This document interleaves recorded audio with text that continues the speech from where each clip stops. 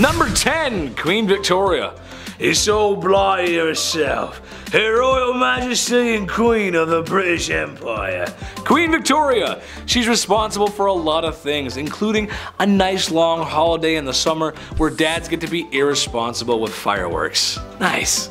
All fun jokes aside, she was the queen of the monarch and she wasn't the worst queen ever, but during her reign, the British Empire had never really been stronger, as it took part in absorbing many smaller nations into the empire.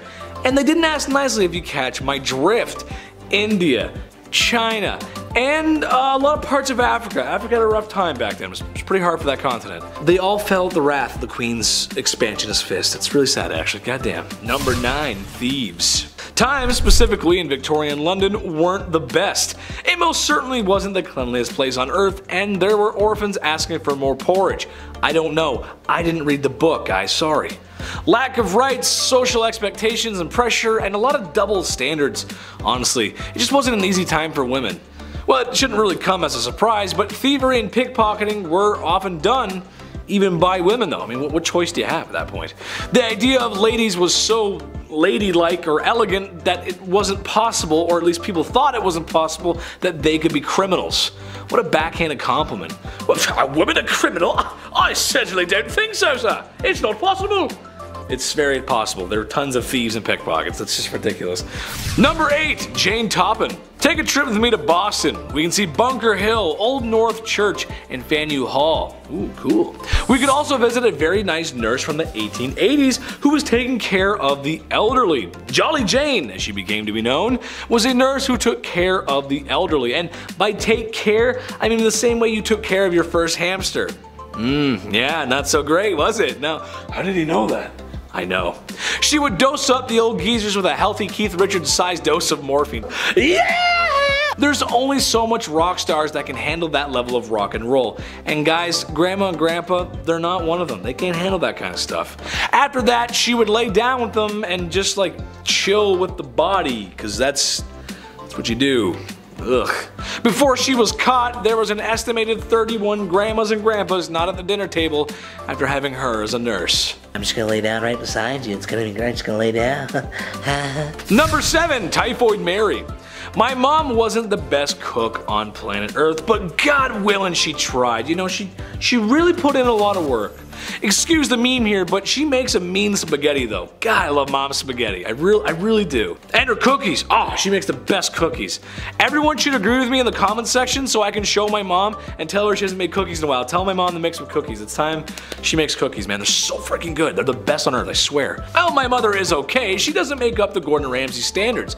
But that's okay because no matter how well Typhoid Mary made the lamb sauce, it was always gonna make people green, as Typhoid Mary was an asymptomatic carrier of typhoid fever. Yes, that's what we're talking about, Typhoid Mary. Crazy enough, after she found out that she was asymptomatic with typhoid, she insisted upon cooking. She kept going, which got more people sick.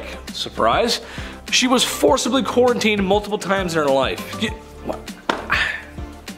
You can't make this stuff up. Please stop cooking, you're sick. I'm gonna do what I want, you can't tell me what to do. Rule number 6 is to glove up. We love to joke about the whole, oh no, if you show your ankle, you're a Victorian W word. But weirdly, hands were actually way more of an issue. The ankle thing was just because men were still trying to look up women's skirts, even when they were so long, the ends of them entered a room 15 minutes after the wearer did. Fingers were actually the gasp-worthy thing of the day. It was considered highly inappropriate to walk in public spaces with uncovered hands, and would draw a lot of ill repute to those daring damsels who did. In fact, women's hands were so scandalous, both written and unwritten rules of Victorian etiquette unanimously agreed that if a man and a woman happened to be walking on an unevenly surfaced road, it was the one and only time he could take her hand if they were unwed. Funny that the only permissible contact between the couple, the yet to be engaged, is to prevent her needing to be picked up from a Victorian pile of mud sludge. It does not matter where you are headed outside of your home, you must wear gloves, which weren't just a popular fashion accessory, but as stated, social necessity. Like every other item a woman could wear in this era, there were many kinds of of gloves based on the occasion. For example, daytime was for short gloves, which usually bore designs, embellishments, whereas in the evening, gloves had feathers, satin ribbons, and other super flammable decorations. Rule number 5 is the modest dip. Because we're on the topic of acceptable fashions and modesty, a Victorian woman taking a dip at the beach pretty much looked the same as 4 burly men sitting in an ice fishing hut in Alaska. First of all, this was something only middle and upper middle class people could really do, as it required money. You had to rent bathing machines, which looked like outhouses on wheels, but were really covered carriages that drove through the shallow water of the beach. There was a hole in the bottom that the ladies could stick their legs into, or sometimes submerge their whole body, but that was ill-advised. Not because the water was filthy, which it was, and riddled with corpses and poison to boot, but because creeps could come swimming up and see your bare legs. Can't afford the traveling outhouse? Well, no beach for you. Rule number 4 is wife sales, a real legal way to obtain a divorce in stuffy Christianized England. Divorce was unpopular, detested, and openly deterred in those days. Seeing as you were discouraged from intercourse with your partner, married them when you barely knew them, and could barely spend time alone with one another, it was a pretty popular request. You would have to sit listening to the clock tick and his nose being clogged but him not blowing it for the 444th night in a row while you disassociate staring into a fireplace. What the hell did people expect? Of course you want out. You don't even know his middle name. Attaining a divorce in the early 1900s was an expensive undertaking, however. So, those who couldn't afford the legal fee sometimes sold their wives to the highest bidder. It was often done with the full consent of the wife, who was usually bought by her family, a new lover, or a female friend. It was an amicable way to say, this was a mistake, get out of my house, good luck and prosper. Rule number 3 is no flirting. As stated, you were really not supposed to flirt, and flirting to the Victorians included eye contact, talking to one another, looking at another person, breathing their air, knowing their name. Maybe the last one is dramatic, but you get my point. You wanted someone, you had to wait until you met them 4 or 5 times, then you could look at them, run into them a couple more times, then maybe request a dance at a ball, and you get one of those a couple times, then maybe you get a sit-down chaperone visit, maybe a walk in the park, and a couple more ball dances. Then you can propose. But even then, a Victorian maiden could not be trusted alone with her fiancé lest her dainty, fluttering hand rest on the arm of her intended and cause an outburst that would inflame the fiancé's uncontrollable base lusts. Even after progressing through several stages of acceptable dating, aka the ball dancing, talking, walking together at a distance, if a man was invited to the woman's home, their acquaintanceship would still have to be under the watchful eye of a chaperone. Single women were never to indulge in behavior with a man that might lead to being kissed or handled in any way. This included strict inspection rules, because I kid you not, men were encouraged to inspect a woman back then. Like many of the stipulations that accompany shipping procedures. How romantic. If a man wanted to admire a necklace, the woman would have to remove it, hand it over for inspection. Under no circumstances was the item to be inspected while she wore it. Now I know where that flirting tactic came from, because guys, y'all love that whole jewelry admiring flirt, and it isn't subtle. And of course, during the chance encounters in one's club or in the park, staring boldly at someone you knew without acknowledging him or her, known as cutting, was the ultimate display of bad flirting manners in Victorian times. Guess they didn't like them bold back then. Rule number 2 is coming out. Not like that. Coming out in Victorian times meant a woman was tired of being in her parents' house, and if she wanted out of it, meant she had to go find a semi-tolerable guy whose house she could move into in return for a cool ring on her left hand. This had to be a whole big announcement, because to attend such events that a woman needed to meet a potential suitor, she required the explicit permission of her mother. Only after stating her intent could the chaperones be organized, because she can't go alone. Think of Bridgerton. Rich families might accompany the announcement with a series of parties or even a royal visit. Middle-class families might hold a celebratory feast. Lower-class families might not formally celebrate the announcement at all. Instead, the young woman just changed her appearance to show availability. This could be putting up her hair, donning a long dress, and accompanying family members to social events like church service, church dinners, festival balls. Coming out was best done during the in-season, a literal term. It meant the 4 months from April to July where the upper-class families up and down the country would send their teenage daughters to London. After flocking there en masse, the upper classes would congregate a series of balls and dances for the purpose of meeting, matching, and reproducing the next generations. At these events, the race was on to find someone with whom to make love. Again, this phrase of whose meaning has changed considerably over time. Making love in the Victorian age meant seeking out someone who might one day come to love you. This was done by eligible bachelors going up to girls' chaperones, giving them a little card, requesting a dance with her. Her dance cards would be stacked in cue order in which the men got their dances, and they were only only allowed 3 per woman. End of the night rolls around and our maiden will choose if she liked a suitor and have her chaperone return the card to indicate, oh yeah buddy, it's on. Rule number 1 is how to travel, aka how not to have fun. Here's your duties when you're traveling as a Victorian lady. Listen up, take notes. Dress appropriately. This is usually a dress similar to the morning gown, lighter and easier to move around in, but most importantly plain and understated with few details. They would accessorize with dark leather gloves, straw bonnet, and of course a travel corset, which was apparently said to be much less restrictive. Pick your seat carefully. It was customary for a woman traveling alone to choose a seat either next to another woman or an elderly gentleman. Women traveling alone were seen as prime targets for pickpocketers and thieves. It was usually only done to poor women without chaperone options, but all women, rich or poor, were instructed to keep only a small amount of customary spending cash on their person and give the bulk of their dough to their driver or escort to keep safe. Speak when spoken to, as only men were allowed to spark conversation with a lady, never the opposite way around. Women were expected to respond politely and accept invitations to the refreshment saloon, even if they didn't want to go. That's because of the next rule. Never ever be rude while traveling, especially alone. It was imperative a woman act with the utmost class, even if being accosted by a persistent male passenger. But make sure you don't pester him. If a woman is traveling with a male companion, it's not appropriate to ask him such questions as, when do we get there? How far is it? You know you're making the wrong turn. Yes, you are. I know you are. I've been this way before. Look, that was the wrong way. How much time do you think that wrong turn added? Do you want to stop and grab something too? Yeah, no, strictly forbidden. Can't do that crap. But don't forget, you're also a babysitter to the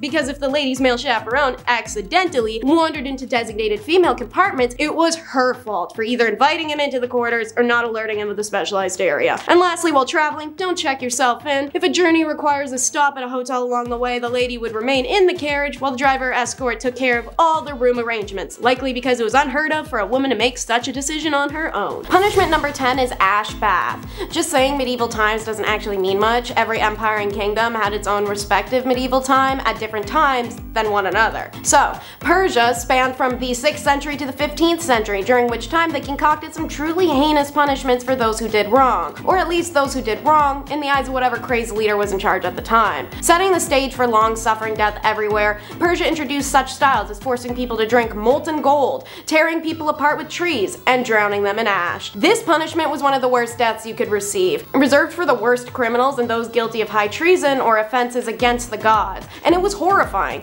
It consisted of throwing a victim into a 75-foot tower filled with ashes. You'd break a couple of bones, but it was a soft landing. From outside the tower, large hand cranks were spun by a team of men, sending the ashes flying and disrupting the solid pile so that the victim was pushed deeper and deeper down the tower, suffocating on burnt ash until they drowned in it. If you've dipped your toes in the Bible, you may know there's quite a few people that got this sentence in there, such as a corrupt Jewish priest whose family isn't allowed to bury his remains with a bunch of sassy snaps added. However, the concubines caught planning coups against their leader on several occasions met this fate too. Punishment number 9 is the evil field. So medieval Rome is characterized by the break with Constantinople and the formation of the Papal State, with technically ongoing until its collapse, which marks the beginning of Europe's medieval period. On the topic of being buried while still breathing, the Romans also enjoyed dumping people into holes alive in their medieval times. One famous example is the Vestal Virgins, the priestesses of the hearth goddess Vesta, who were sworn to chastity. However, should they break that chastity vow, they had a special acre of grass dedicated just to burying them alive. Like most deaths, Romans like to make a big show of it, and the Vestal breaking her virginity vow would naturally be the Sunday matinee. They had an entire little ritual. She'd be carried on a litter throughout the city in the nude until they reached the Campus Secularis, aka the evil field. There, an underground chamber awaited in which she'd be lowered into and sealed inside alive. There was only one ever known instance in Roman history where a Vestal Virgin wasn't slain for breaking her vows. That would be Julia Aquilia Severa, the wife, then ex-wife, then wife again, of Emperor Elagabalus. It's believed that Julia remained with him until they were killed in the year 222, but who's to say they put Julia in the ground after. Punishment number 8 is the finger cinch. China's medieval period was between the fall of the Han Dynasty in 220 CE and the fall of the Mongol Dynasty in 1368 CE. Famous in the Chinese feudal dynasty, this form of punishment punishment was specifically made for the woman who did not obey her master's command. Master can be taken literally, should it be a concubine or a servant, but also figuratively like her parents or husband. The offenders have to put their fingers inside a specialized tool which look like interlocking combs. The device would then squeeze the fingertips, causing immense pain and loss of circulation. If the victim faints, ice water would be thrown on her as a wake-up call. The punishment would continue until the victim was deprived of all their strength. The device was prepared in every shape and size to crush the fingers of any female, so she may ultimately surrender to male prejudice. Punishment number 7 is the 4 witnesses. The Ottoman Empire was born very shortly, around 100 years at most, before the European medieval period started. As stated, it began when Rome broke from Constantinople, and thus it finished alongside the other European nations in the 16th century. How they punish adultery is akin to many cultures. Man cheats, no punishment. Woman cheats, world must be ending. The Ottoman criminal code did not distinguish between fornication and adultery. Zina was the word used for both, and both were unacceptable from a woman of any kind. And when caught in an alleged act of zina, in order to ensure the women were not wrongfully accused, the accusers required to produce 4 witnesses of good standing that actually observed the act of intercourse as it was happening. Imagine that. You walk in on your wife in bed with your best friend. So you have to run yelling into the streets for 4 people to come right now and see them while they're still hurriedly dressing, so you have some chance of getting her punished. However, even if you do manage to pull off 4 witnesses, if the witnesses can't be found at the time of the woman's trial, then the accusing husband will be flogged 80 stripes and ignored. So what I'm hearing is, as a cheating wife, you could essentially make the little problem go away if these 4 witnesses were to, I don't know, just casually disappear before the court date. However, on a terrifying note, the husband's second option when calling the 4 witnesses to his house is taking justice into his own hands. He can actually just kill his wife on the spot and face no punishment, nor require going to court, even if the witnesses didn't see the wife cheating beforehand. Number 6, Belle Starr. You know, for those who enjoy adult entertainment, her name kinda sounds like it came from there, right? Anyway, she was a cowgirl and outlaw in the 1880s and in the Lone Star State. She was married to an Indian, and oftentimes as a couple would offer help to other outlaws needing refuge at their ranch. In 1883, her and her husband were caught trying to steal a horse. Very RDR of them. And spent time in the old slammer. They continued their outlaw ways until it all went Dutch Vanderland, meaning it didn't go very well. One day, like any other good western, a stranger had come to the ranch, kind of out of nowhere, and gave Belle Starr a taste of the law. Just happened to be with a big iron. To this day, nobody knows what happened, who the stranger was, or why she was bang bang. No one knows. No one understands. It's crazy. There should be a movie about that. Big iron on his hip, all fancy anyway. Number 5, Mary Surratt. I actually didn't know this one, but perhaps maybe our American audience remembers. Some will recall a time when America was divided in twain. After all, a house divided amongst itself cannot stand. A certain top-hatted bearded president did his best to restore the Union. It took a lot of years and lives, but he managed to do it. However, some were still not pleased. One John Wilkes Booth, to be specific, had to ask the president a leaded question, if you catch my drift. Well, after assassinating one of the most beloved presidents in American history, he needed to hide. You gotta hide after that. And Mary Surratt was the woman who'd let him hide. So I think aiding and abetting, as well as harboring the most wanted man in America at the time, counts as scandalous. She also had some other anti-union behavior as well. That's not good. Naughty, not very nice. Number 4, Lizzie Bordon. Lizzie Bordon took an axe, gave her mother 40 whacks. When she saw what she had done, she gave her father 41. Isn't that nice? Oh boy. Yes, that's right, the late 1800s teenage daughter who maybe perhaps pulled an O.J. Simpson. Nah, we're not sure, I don't know. Maybe she did not sort of brutally unalive her families. No one else was found at the scene, and then she was acquitted. That sounds just like OJ. Which, given how women were treated back in the day, is kind of strange, because it just feels like women who are clearly not guilty were punished for stuff they didn't do, and women who are for sure guilty get off free. Her alibi was that she was in the barn when it happened, and then she walked to the house and Mom and Dad, what's going on here? Let me just wash off my bloody shorts here. What? Who did that? What? That's crazy. Number 3, Maryann Cotton. Marriage can be tough, sure, but Maryann Cotton is the reason today you can't collect on life insurance when your spouse mysteriously, get your finger quotes out, mysteriously passes away. It all started when she predicted the passing of her stepson, and then it happened. That's weird. After that, it was her husband here and then another husband there, and well, it's starting to get a little fishy, don't you think? Well, once these unexpected passings were looked into, they all had something in common, something in their tummies. Arsenic. Yes, she was getting rid of her husbands and then trying to claim the insurance money. Evil, but ahead of her time, like 50 years ahead of her time. That's insurance fraud. That's interesting. And well, it's also like cold-blooded, calculated unaliving, you know, but insurance fraud too. Number 2, Tilly Kilmick. Okay, how about a literal psychic who knew when all of our late husbands were going to pass? In the late Victorian era, Tilly Kilmick was first found predicting the passing of scruffy wild dogs in the ghettos of Chicago. It's kind of a weird thing to say, like, yeah, see that dog? That dog's not gonna make it. The dog? No, he's not gonna make it. Anyway, somehow she always knew when they were going to expire. Then it was her late husband of 29 years. That's kinda strange, 29 years and he ends up, that's weird. After cashing the insurance money, which she got immediately, she started dating immediately, where oblivious man after man kept passing, and very shortly after she married more and more. Well, she was a regular Maryann Cotton to say the least, as she too was using arsenic on her husbands to collect insurance money. She eventually was arrested, and her stipulation for being in prison was that she was not allowed to cook for anyone. I think that's fair. That's good. Don't let her cook. That's a good idea. Number 1, ladies of the evening. Love them, hate them, or spend a lot of money on them in Vegas. That's Las Vegas, baby. The era was defined by them, especially in London. Whoo, baby. I mean, at night you really couldn't walk anywhere without a fair lass daintily waving her hand in hopes of luring in a customer, which wasn't really an issue given that bedroom-related sicknesses were at an all-time high. Syphilis specifically had shockingly high percentage of the population and would make you think twice. Well, it would make us think twice, it would make me think twice, but people back then, they kinda just went for it.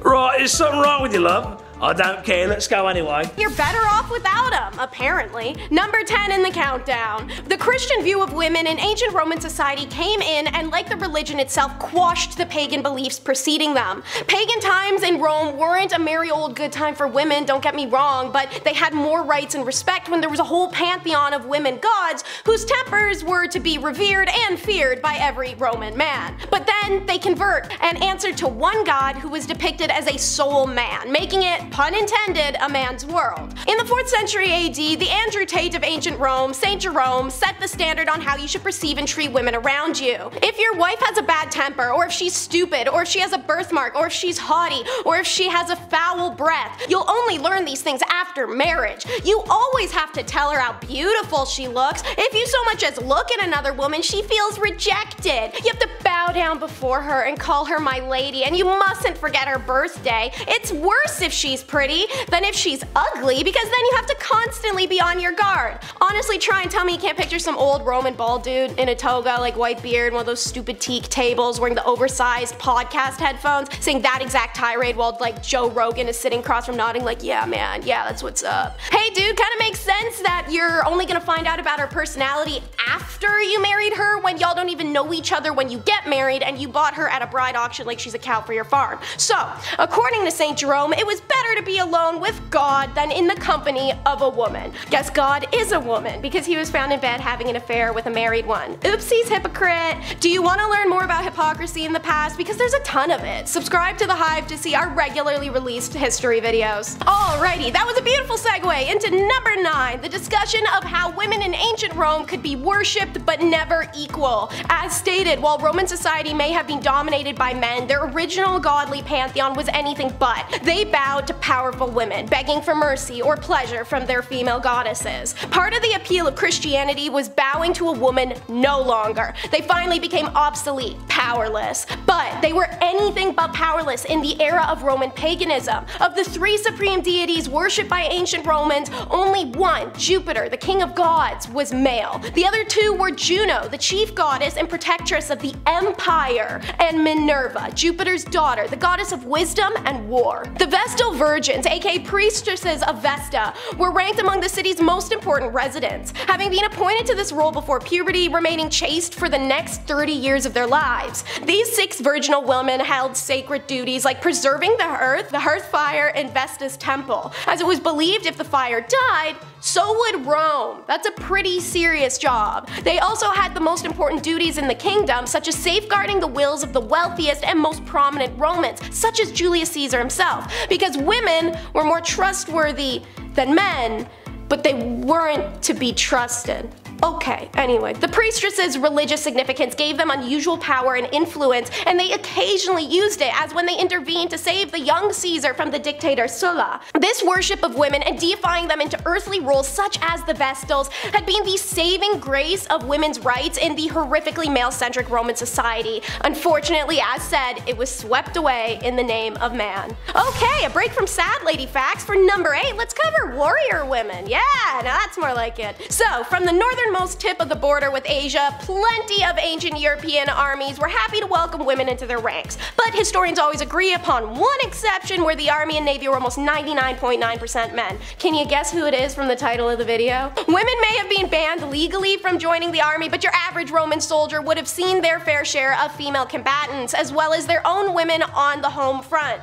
Professor Valentine J. Belfiglio shared that Roman women were capable of close combat as well. Not only were they frequent competitors in gladiatorial shows, but they, like the women of the clans fighting against the invading Romans, were known to take up arms in warfare, albeit in a non-official, unsanctioned capacity. History tells of a few of these women, such as Cloelia, who in 506 BCE freed herself and 20 others from the Etruscan camp and swam them home through enemy spears. For her courage, the Romans erected a bronze equestrian statue with the heroine seated upon it. Belfiglio notes, on the highest point along the sacred way. When the Carthaginian general Hannibal was invading, women and men inhabitants fought valiantly, and they burned his siege engines together. Hannibal would later face and lose to the honored Busa, who aided Roman fugitives from his war regime. So, in summary, women may have been banned legally from joining the army, but your average Roman soldier would have battled against and sometimes besides women despite that. The name game! It's number 7 in the countdown. Women, like a lazy boy chair, an ice maker, or owning a cat, were possessions in ancient Rome.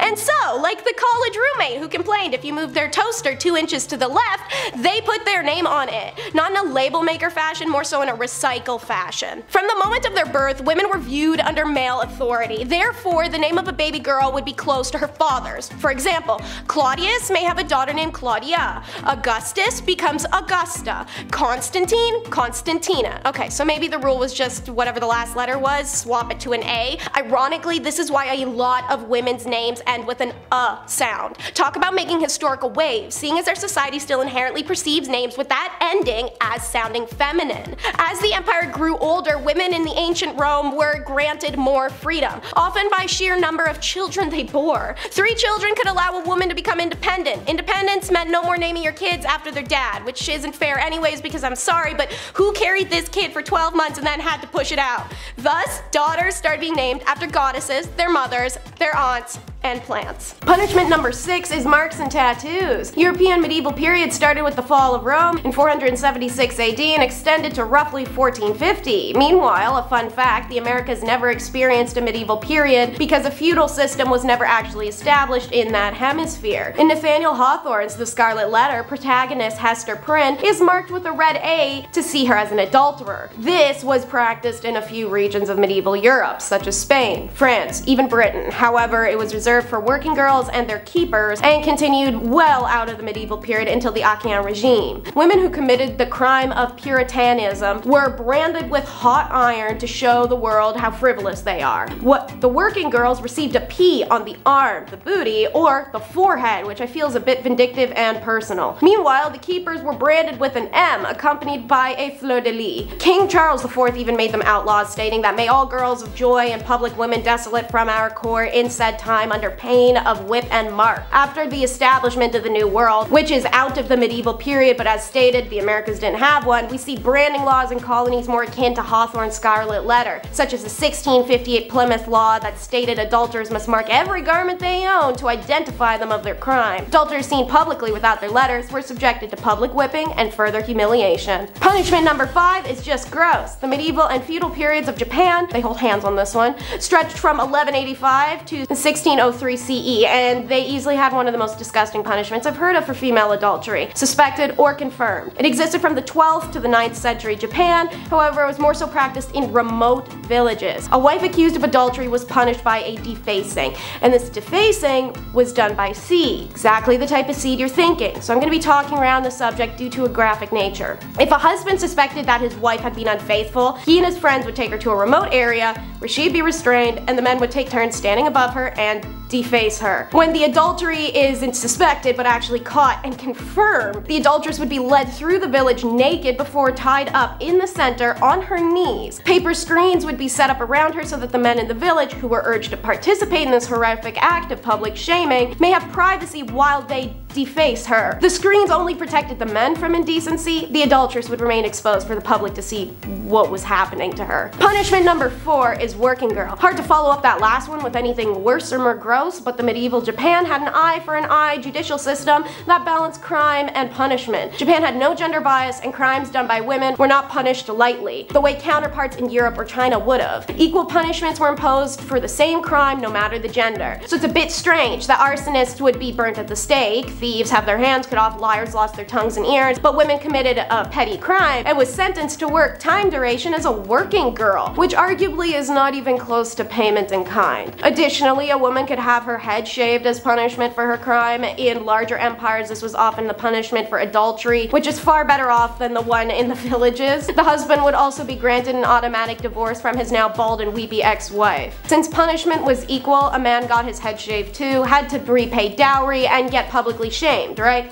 No, and his wife wasn't allowed to leave him for it either. Punishment number 3 is scaphism. Back in the medieval Persia, this punishment was death by being eaten alive. It had taken place in a swamp or somewhere where the boats, which would be 2 canoe-like boats or 1 hollowed out tree, could lie exposed to the sun. The victim would be tied inside the space with their head, hands, and feet exposed if possible, at which point the victim is force-fed honey and milk. This is a messy process. It'll splatter and spill everywhere. However, whatever the victim does swallow inevitably becomes diarrhea. The idea was that this would attract every insect, vermin, and wild animal in the area. Very soon afterwards, flies and rats, for instance, would show up and start attacking the victim, eating the mixture of milk and honey, but also eating the person alive in the process. Once the diarrhea kicks in, it attracts other animals, especially the rats, who will begin feasting on you as well and sometimes enter you. Death usually came from septic shock or gangrene, because the victim would be force-fed this honey and milk every day until they died, meaning dehydration was no issue. Religious fallacy, coup attempts, and adultery were all punished in this horrific manner, and many women suffered this end. Punishment number 2 is wooden horse. This device was used in Europe and Japan in the 14th to 18th centuries, making it predominant in medieval Europe. Initially, the horse was used on women accused of heresy and witchcraft. The Spanish particularly loved this crude device, and they invented it. Sometimes they even styled it to look like a horse. Its back was a triangular wedge women were forced to sit on, as weights around their ankles dragged them and their rear and hoo-ha area down on the sharpened wedge. It was covered in part 1 of this video. In Japan, however, they added another particularly horrific element that was not meant to just cause some external tears and pelvic fractures the way the Europeans did, rather cause mass hemorrhaging and death. The concept is the same, wooden horse with a wedge that you'd be forced to straddle while your legs are pulled down. However, the Japanese added an appendage-like structure on the horse's back, which the woman was forced to sit on. The appendage was studded with iron nails and could be rotated via a hand crank from beneath. Naturally, this would cause almost immediate heavy bleeding and internal damage before the crank was even turned. Many would die miserably and quickly, whereas the ones who somehow survived often only did with paralysis. This form of punishment was served on basic offenses, such as adultery or unpleasing her husband. Punishment number 1 is the chest tax.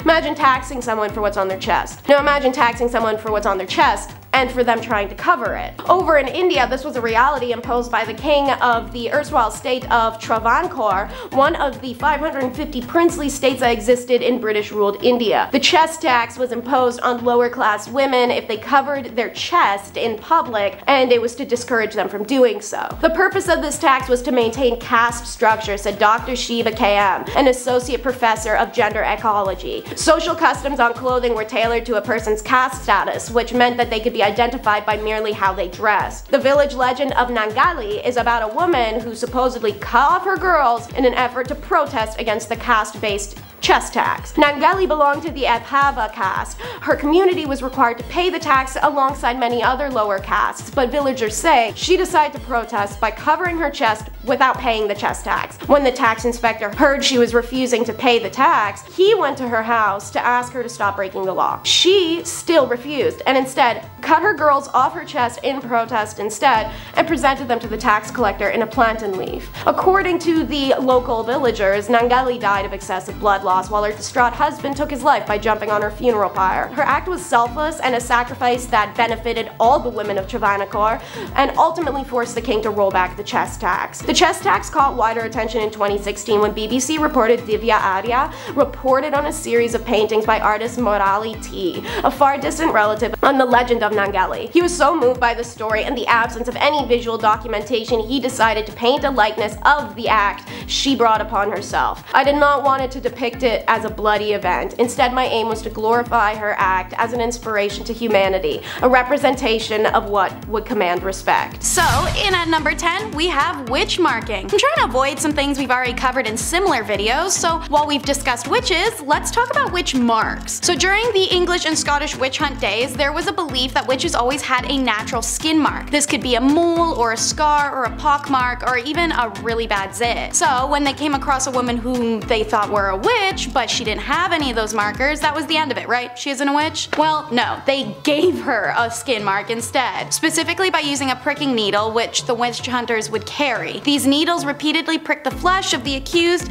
until it produced the result that wouldn't bleed but was insensitive to pain, which fulfilled the criteria of a witch's mark. It's a subtle punishment for something that they were yet to be accused of, because by giving them the mark, they could now accuse them. These witch hunt days were a whole mess. Number 9 is marking your territory. Not in a cool, sexy, I got a tattoo way, more in a Scarlet Letter kind of way. As you'll learn in this video, a woman who cheated or even was single and just engaged in intercourse of her own free will could be classified as a sinful adulterer and cheater and be punished, usually a lot worse than a man. So when Nathaniel Hawthorne wrote the Scarlet Letter, he took inspiration from real life events. The letter, which for the character Hester Prynne was just a red A, was usually the letters AD, which stands for adultery, as outlined by the Plymouth Colony Law in 1658. Multiple accounts across Europe verify that someone who was being marked was to be seen out in public without it, could be subject to public whipping and other public humiliations that ensured a person's social alienation. Like in the Scarlet Letter, when Puritan minister Arthur refuses to admit his sinful side of the act with Hester, he's branded with an A in his chest. In a man's case, while this was of course painful, it was allowed to be hidden. He also didn't have to face the societal consequences the way any woman would have. For number 8, we travel to discuss status degradation. While it still persists today, not everyone knows what it means. So essentially, you do something wrong, oopsies, you lose some of your basic human rights. You could steal something, have relations out of wedlock, cheat on your partner, miss some work. Every empire that has used this tactic has had a variety of ways that you could mess up and receive this punishment. Naturally, in times where a woman was property and couldn't buy things, own things, or do things, or breathe without having a man side-eye her for it, this was a monumental punishment to receive. Under the Roman Empire Augustus, who reigned from 27 BCE to 14 CE, a woman guilty of adultery could lose several rights as a citizen and suffer a financial burden. Noblewomen in the Kingdom of Korea during the Chosun dynasty faced a similar degradation of their societal status if they were found guilty of remarrying as a widow. This intentionally made it hard for Korean women to remarry, as they would have nothing to offer a new husband, no inherited lands or funds, and a societal belief deemed her as used goods. Even the descendants of widows at the time who had remarried faced status degradation. They were barred from ever holding office. Adulteresses in the Chosun were stripped of many of their rights and privileges once they were demoted to low-born statuses. As serious as these punishments may seem, some high-status women who committed adultery in the Chosun dynasty faced an even graver punishment, which was death. So why take someone's status from them as a criminal punishment? Well, because aside from the fact as a woman you'd essentially be left jobless, homeless, and without any family, it's because of a cheater's fama. Number 7. While fama is a Latin term for reputation and good name, every country had its own version of this fama. And if you cheated, or were even just accused of cheating in 13th century France, which by the way happened a lot because husbands just want to get rid of their wives, the woman was always the center of the punishment, even if that was the man who had been cheating. This is because the status is all a woman ever had for a very long time, and the name of her family's reputation laid on her shoulders. Thus, all that pressure to be religious, virtuous, and most importantly, importantly, a submissive woman. The customary laws of Agan province list public humiliation for both the wife and her lover as the appropriate punishment for adultery. If the man could escape before or even after arrest, he could get off without any punishment, and his partner had to face her punishment alone. The woman got no such reprieve, even if she was just the mistress he cheated on his own wife with. In fact, if she tried to escape arrest, it warranted a death sentence. Women whose fama suffered through public shaming walk of atonement were no longer deemed honorable members of society, and seeing as standing of individuals before law at the time was often based on their reputations, what others thought of them, and how they behaved in public,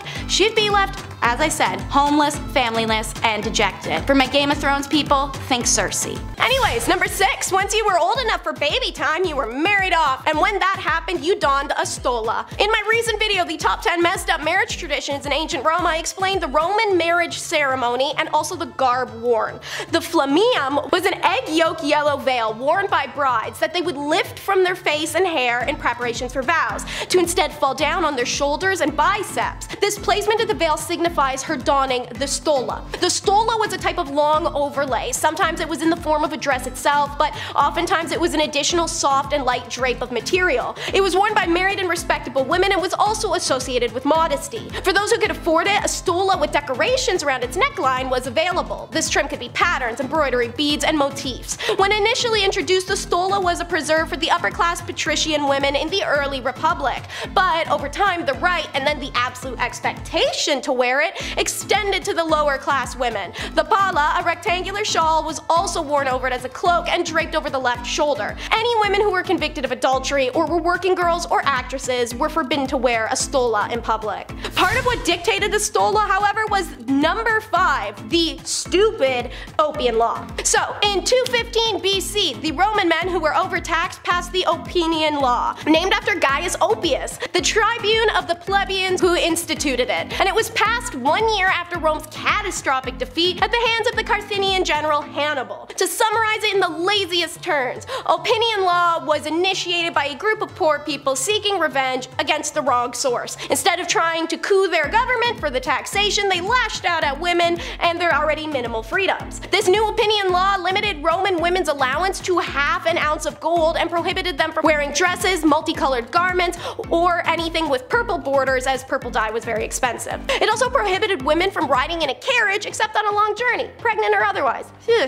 20 years after it's imposed, Marcus Fundanius and Lucius Valerius, the tribunes of the people, brought a motion to repeal the Opinian Law. Noblemen came forward hoping to persuade or dissuade them. A crowd of both supporters and opponents filled the Capitoline Hill. The matrons and maids of Rome, whom neither council, shame, husband, and father's orders could keep them at home, proceeded to blockade every street in the city and every entrance to the forum. As the men opposed and came down to the forum, the women tried to reason with them to let them too have back the luxuries they'd enjoyed before. The Republic was thriving, and that everyone's private wealth has increased with every day. When the speeches for and against the law had been made, even more women poured into the public the next day when the vote was to be cast. Together, they besieged the door of the Brutuses, who were vetoing the decision to repeal the law, and they didn't stop until the tribunes changed their minds. The women of Rome, as a collective, forced the men to repeal their biased law. Number 4 is a bit of a strange one. It's what's best. Wealthy Roman women didn't believe in breastfeeding their own children. Instead, they handed them over to a wet nurse, usually a prisoner or a hired free woman who was contracted to provide this service. Soranus, the influential author of a 2nd century work on gynecology, prescribed that a wet nurse's milk might be preferable in the days after birth, on the grounds that the mother could become too exhausted to feed. He did not approve of feeding on demand and recommended that solids such as bread soaked in grape juice should be introduced at 6 months. Soranus also pointed to the possible benefits of employing Greek wet nurses, who could pass on the gift of her mother's tongue to her charge. Did he think that she would be able to give language through breast milk? You know what? Never mind. This flew in the face of advice from most Roman physicians and philosophers who always suggested that mother's milk was the best for both the child and the mother's health and moral character, on the grounds that wet nurses may pass on, not kidding, their crappy flaws or personality to the baby. These same men also usually pitched that women who did not feed their own child were lazy, vain, and unnatural, and only cared about possible damages to their figures. The hatred of women was very real. Alright, well, let's get away from from the terrible medical beliefs of ancient men, number 3 will be the OG hair extensions. Historical evidence from Pompeii suggests hairdressing shops known as torresos existed. It makes sense. Roman women did have certain hairstyles expected of them based off class or marital status. E.g., unmarried women put their hair up in woolen bands when going out and added a gauzy hair veil to boot. While single women were expected to have their hair up, it doesn't mean it couldn't be styled. They pepper in braids, twists, and curls. More noble or prestigious women could arrange their hair more elaborately in various styles such as long curls and waves. The curls would be made by dipping tongs in fire. Cool, right? But one specifically weird little tidbit is that brunette, ginger, and raven hair Roman women had a fixation with blonde hair. This interest was caused when Roman warriors brought back captured women from France and Germany and quickly became incorporated into the imagery of their gods and goddesses, who oftentimes had dark hair or the more heavenly and revered color of ginger before this point. The Roman ladies would dye their hair blonde with pastes and powders in order to copy the blonde hair of their working girls and captives, but the color would eventually come off as they hadn't figured out the chemical composition to permanently bleach hair yet. To solve this vanity issue, the hair of the blonde working and captive girls was chopped off so Roman women could wear it as wigs. Might as well make number 2 all about the Roman face mask then. Why? Because it was gross. Just so gross. Y'all ready? Homegirls back in the day made face masks composed of sheep's wool soaked in a soupy paste mixture of animal placenta, excrement, and urine, as well as sulfur, abrasive oyster shells, and bile. Who's bile? God, okay. And this is before you'd whiten your skin, another trend started by the arrival of the pale French and German captive girls. They did this with lead, dung, and whatever marl is. Want to reduce wrinkles? Get out of Canada, or anywhere under the crown, because the Roman women would kill swans, which is a crime under British rule, and use their fat. This was all part of Mundus Muliebris, which translated it means women's world, a reference to women's fineries in the ancient Roman world. This would include face and skin care, but also dresses, jewelry, hair care, all described in Latin literature by the famed Cicero, who noted it alongside Mundi Omatam, aka the ordered beauty of the world, and Kale Omatas, celestial adornment. See, there's some non-deprecating writing on Roman ladies. Good job making it over to the very low bar there, Cicero. Seneca, not so much. The depressing dude was quick to blasphemize makeup and say it led to the decline of Rome. And of course, for number 1, we will visit Safo on Lesbos Island. The Greek poet Safo, who lived from 630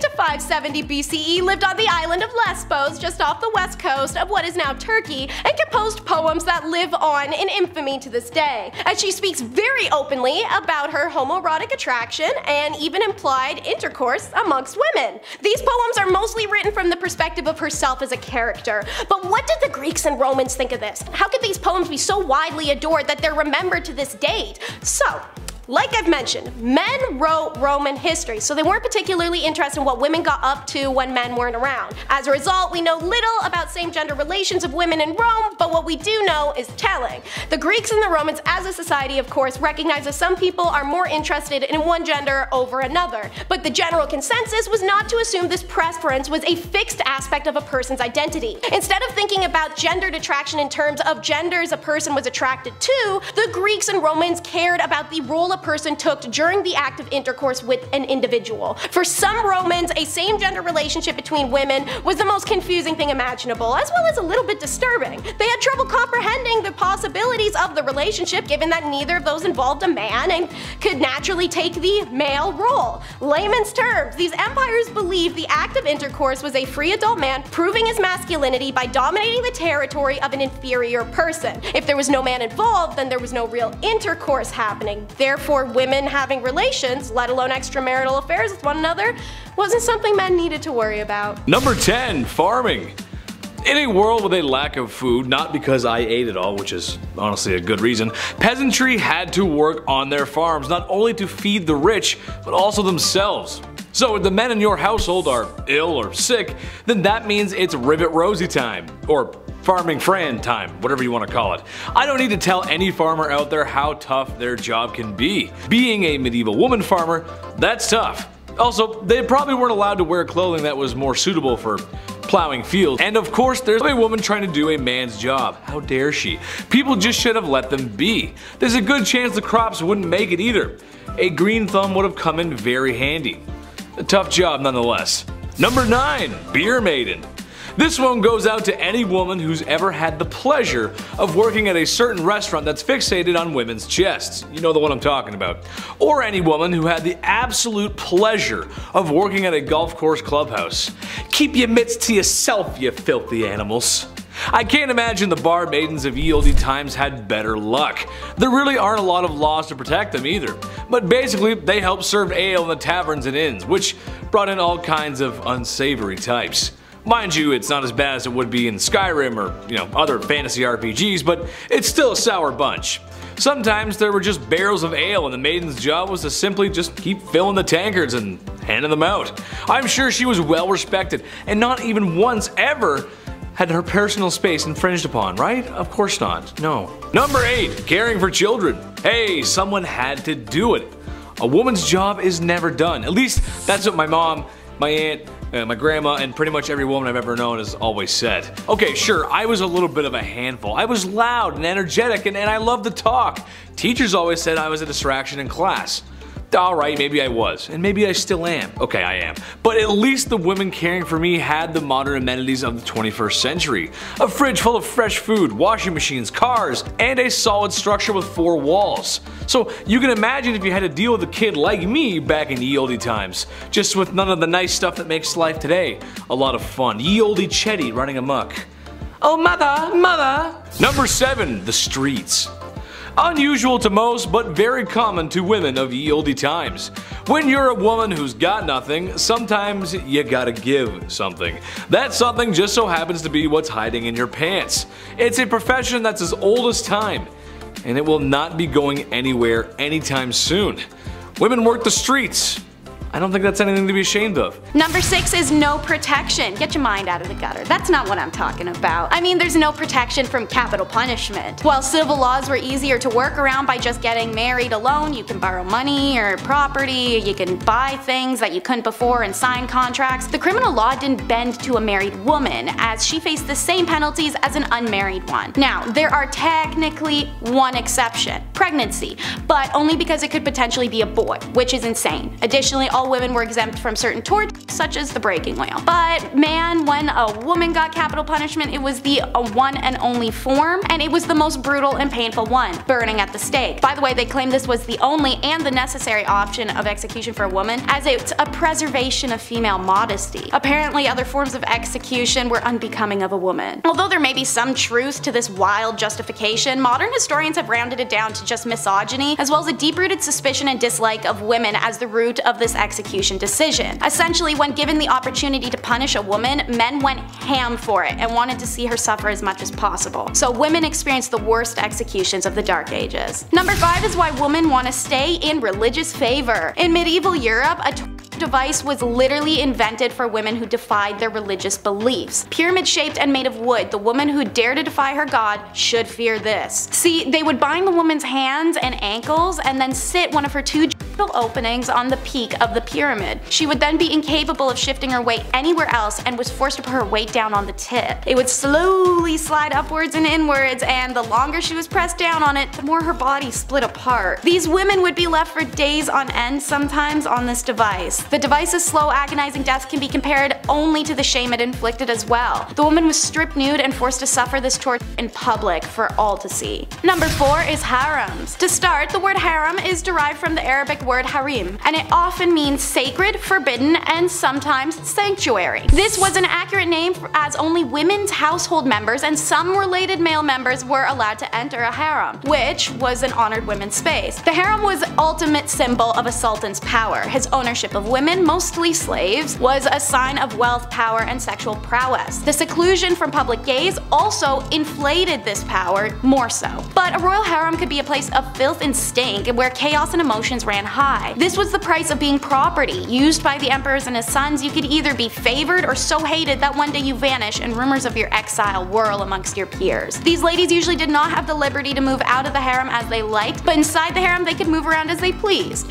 There was no sisterhood in them either. Socializing amongst themselves was usually not friendly, and jealousies were shown directly. Makes sense, as status and position of authority in the harem were determined by the place that they had in the emperor's favor, and to give the king his first male child child was a great competition in this regard, resulted in unpleasantness through the royal harem. Everyone tried their best to please the emperor and turned her bad qualities like jealousy, aggression, or short-tempered attitude onto other women. Seeing as many of these women were stolen from outside the empire, let alone inside, frustration with language barrier and culture clash was also a huge source of contempt. Sometimes the women would lie to the sultan to have others disposed of, or they'd simply gang up on one another. Regardless, harems were places of drama, inequality, and a race to be favored as a ticket out of sexual servitude. Hidden sexuality is number 3. There were plenty of mainstream laws in medieval and Middle Europe against male homosexuality, and while it wasn't considered as serious, lesbianism still posed a threat to the ideals of a male-centric societal order. A law written in 1260 France stated that women caught engaging in homosexuality shall undergo mutilation on her first and second offense, and on her third she must be burned. This is one of the only laws to specify consequences for lesbianism, but the 13th century and Christian perspective of sex radicalized further into modesty. Lesbianism was equated to sodomy at that time point and therefore carried a similar sentence: death. There is sufficient evidence of lesbians in Middle Ages, most of which come from the church. Turns out many nuns were sexually active lesbians, and the church directly acknowledges their presence by having to pass laws establishing penalties for nuns caught having sexual relations with each other. So not only were they having sexual relations with each other, but it was enough that the church had to do something about it. For example, during the 8th century, Pope Gregory III gave penances of 160 days for unnatural female acts. Still, no torture or death though. This is because as long as phallus or other phallus-shaped objects weren't used or involved, the relationship wasn't considered real intercourse. Real intercourse involved procreation after all, so eventually when Christianity upped the ante, however, any sexual act that caused pleasure, which now included lesbian intercourse or plain old self-stimulation, was now considered sin. So like most women of the Middle Ages, even bisexual and lesbian women had to settle down for a man at that point. Anyone who struggled with sexuality can imagine how dreadful it would be to live that way. Divorce was a nightmare, which is why it's number 2 in our countdown. Laws worldwide were unforgiving of divorces, literally always to the woman. In Chinese laws, a woman could only divorce her husband if he mistreated her family, not even her. He, on the other hand, could divorce her for anything. Some accepted grounds for divorce were failure to bear a son, evidence of being unfaithful, lack piety to the husband's parents, theft, suffering a virulent or infectious disease, jealousy, and talking too much. A pretty superficial list, but in Chinese society, divorce was a serious action with social repercussions for both parties, so consequently divorces were not as common as they may sound. She could not be divorced if she had no family to return to, or if she had gone through the 3-year mourning period for her husband's dead parents. And speaking of family, during the Han Dynasty, unmarried women brought a special tax on their family, and women with babies were given a 3-year exemption from the tax, and their husbands a 1 year. So there was a huge push to get married. Meanwhile, in medieval England, their similarities are stark. They too had a small number of divorces despite an expansive list of reasons to do so, such as there was a discovered blood relation between the individuals, or impotence, or fear used to obtain consent, marriages entered into under false pretenses, things like that. In many of these cases, the lack of sufficient evidence made them difficult to prove and thus deterred people from taking their cases to court. And number 1 is the tradition of foot binding. It existed for around 10 centuries, and there are women alive today who still have feet that are the result of feet binding. Foot binding involves systematically breaking the feet and shaping them inwards. This tradition started in the 5 Dynasties 10 states period of the 10th century, when beloved concubine of the emperor built a gilt lotus flower stage and performed a dance on bound hoof-shaped feet. Being a beloved concubine, the other concubines of the emperor attempted to imitate her feet to curry his favor. So foot binding began within the royal court and spread through China as the next fashion fad. It's done in a ritualistic ceremony accompanied by a variety of traditions to ward off any bad luck. They began by tucking the toes under the feet and using a long, tight ribbon wrapped up to the ankle to hold it all in place. Anytime the foot grew, they broke it inwards more, a process usually taking 2 to 3 years. The foot would remain bound for the rest of a woman's life. There is a whole list of issues this caused. Outside of extreme agony and being a handicap, it caused some women pain for the rest of their life. Their walk was changed, as was their posture, and the idealism of a slim body to lighten the pressure on one's feet was all the rage. The binding of feet actually caused the women to develop strong muscles in their hips, thighs, and buttocks, so much that the characteristics were considered physically attractive to Chinese men of the area, aka the girlies were thick. When colonization came to China, Western women boycotted foot binding, going as far as to catch women with bound feet and cut off their bindings. A humiliation because these women would never ever show their bare feet to anyone, let alone even husbands. And many of these women lost their husbands when the Western boycott worked. A lot of girls who had had their feet bound in order to become marriageable suddenly found themselves abandoned by their husbands because foot binding was no longer fashionable at all. Number 10. The pillory. Known sometimes as the thew, this was a form of stocks that was used for women. Men weren't the only ones who were condemned to the stocks back in the day. While on paper, standing around in the stocks for a few hours doesn't actually sound that bad,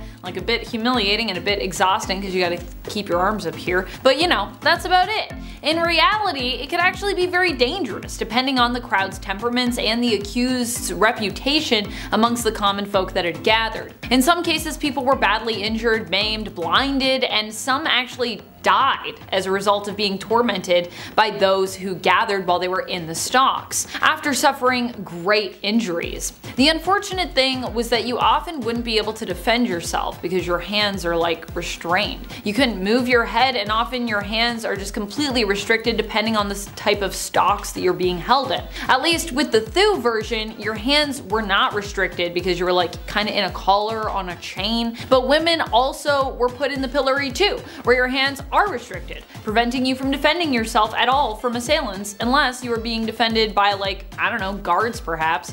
Even then, you're probably still gonna be brutalized in some way. Guards aren't there to, like, you know, make sure that you don't get to feel the punishment.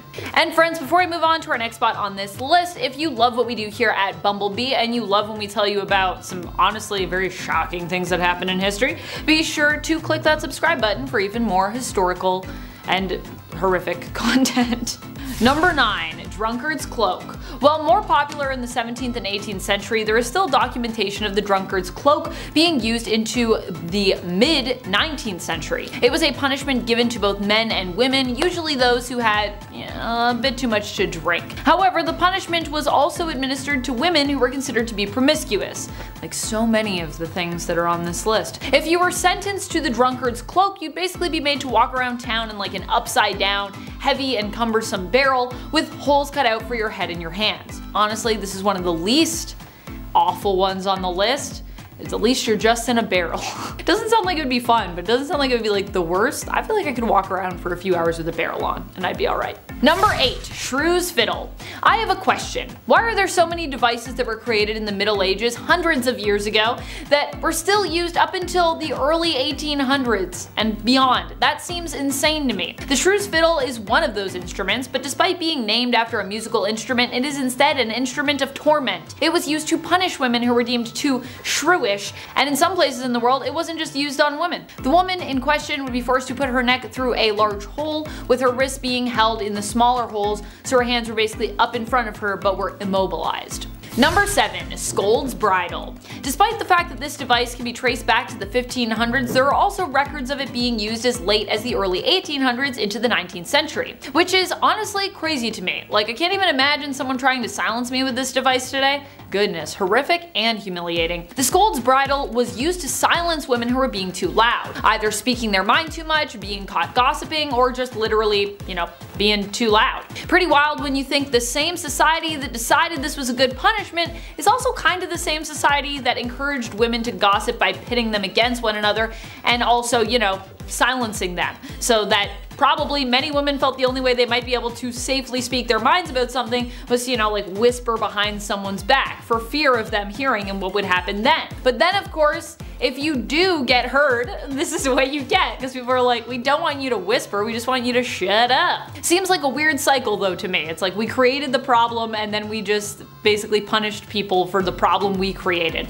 This scold's bridle was a mask that women were forced to wear. Oftentimes it was made to look demonic or ugly in terms of the features on the mask, and it had a painful restricting metal gag inside that would literally hold down the wearer's tongue so they couldn't physically speak. Sounds terrible. Also then if you try to speak, it could like hurt your tongue. Not good. Number 6. Joan of Arc.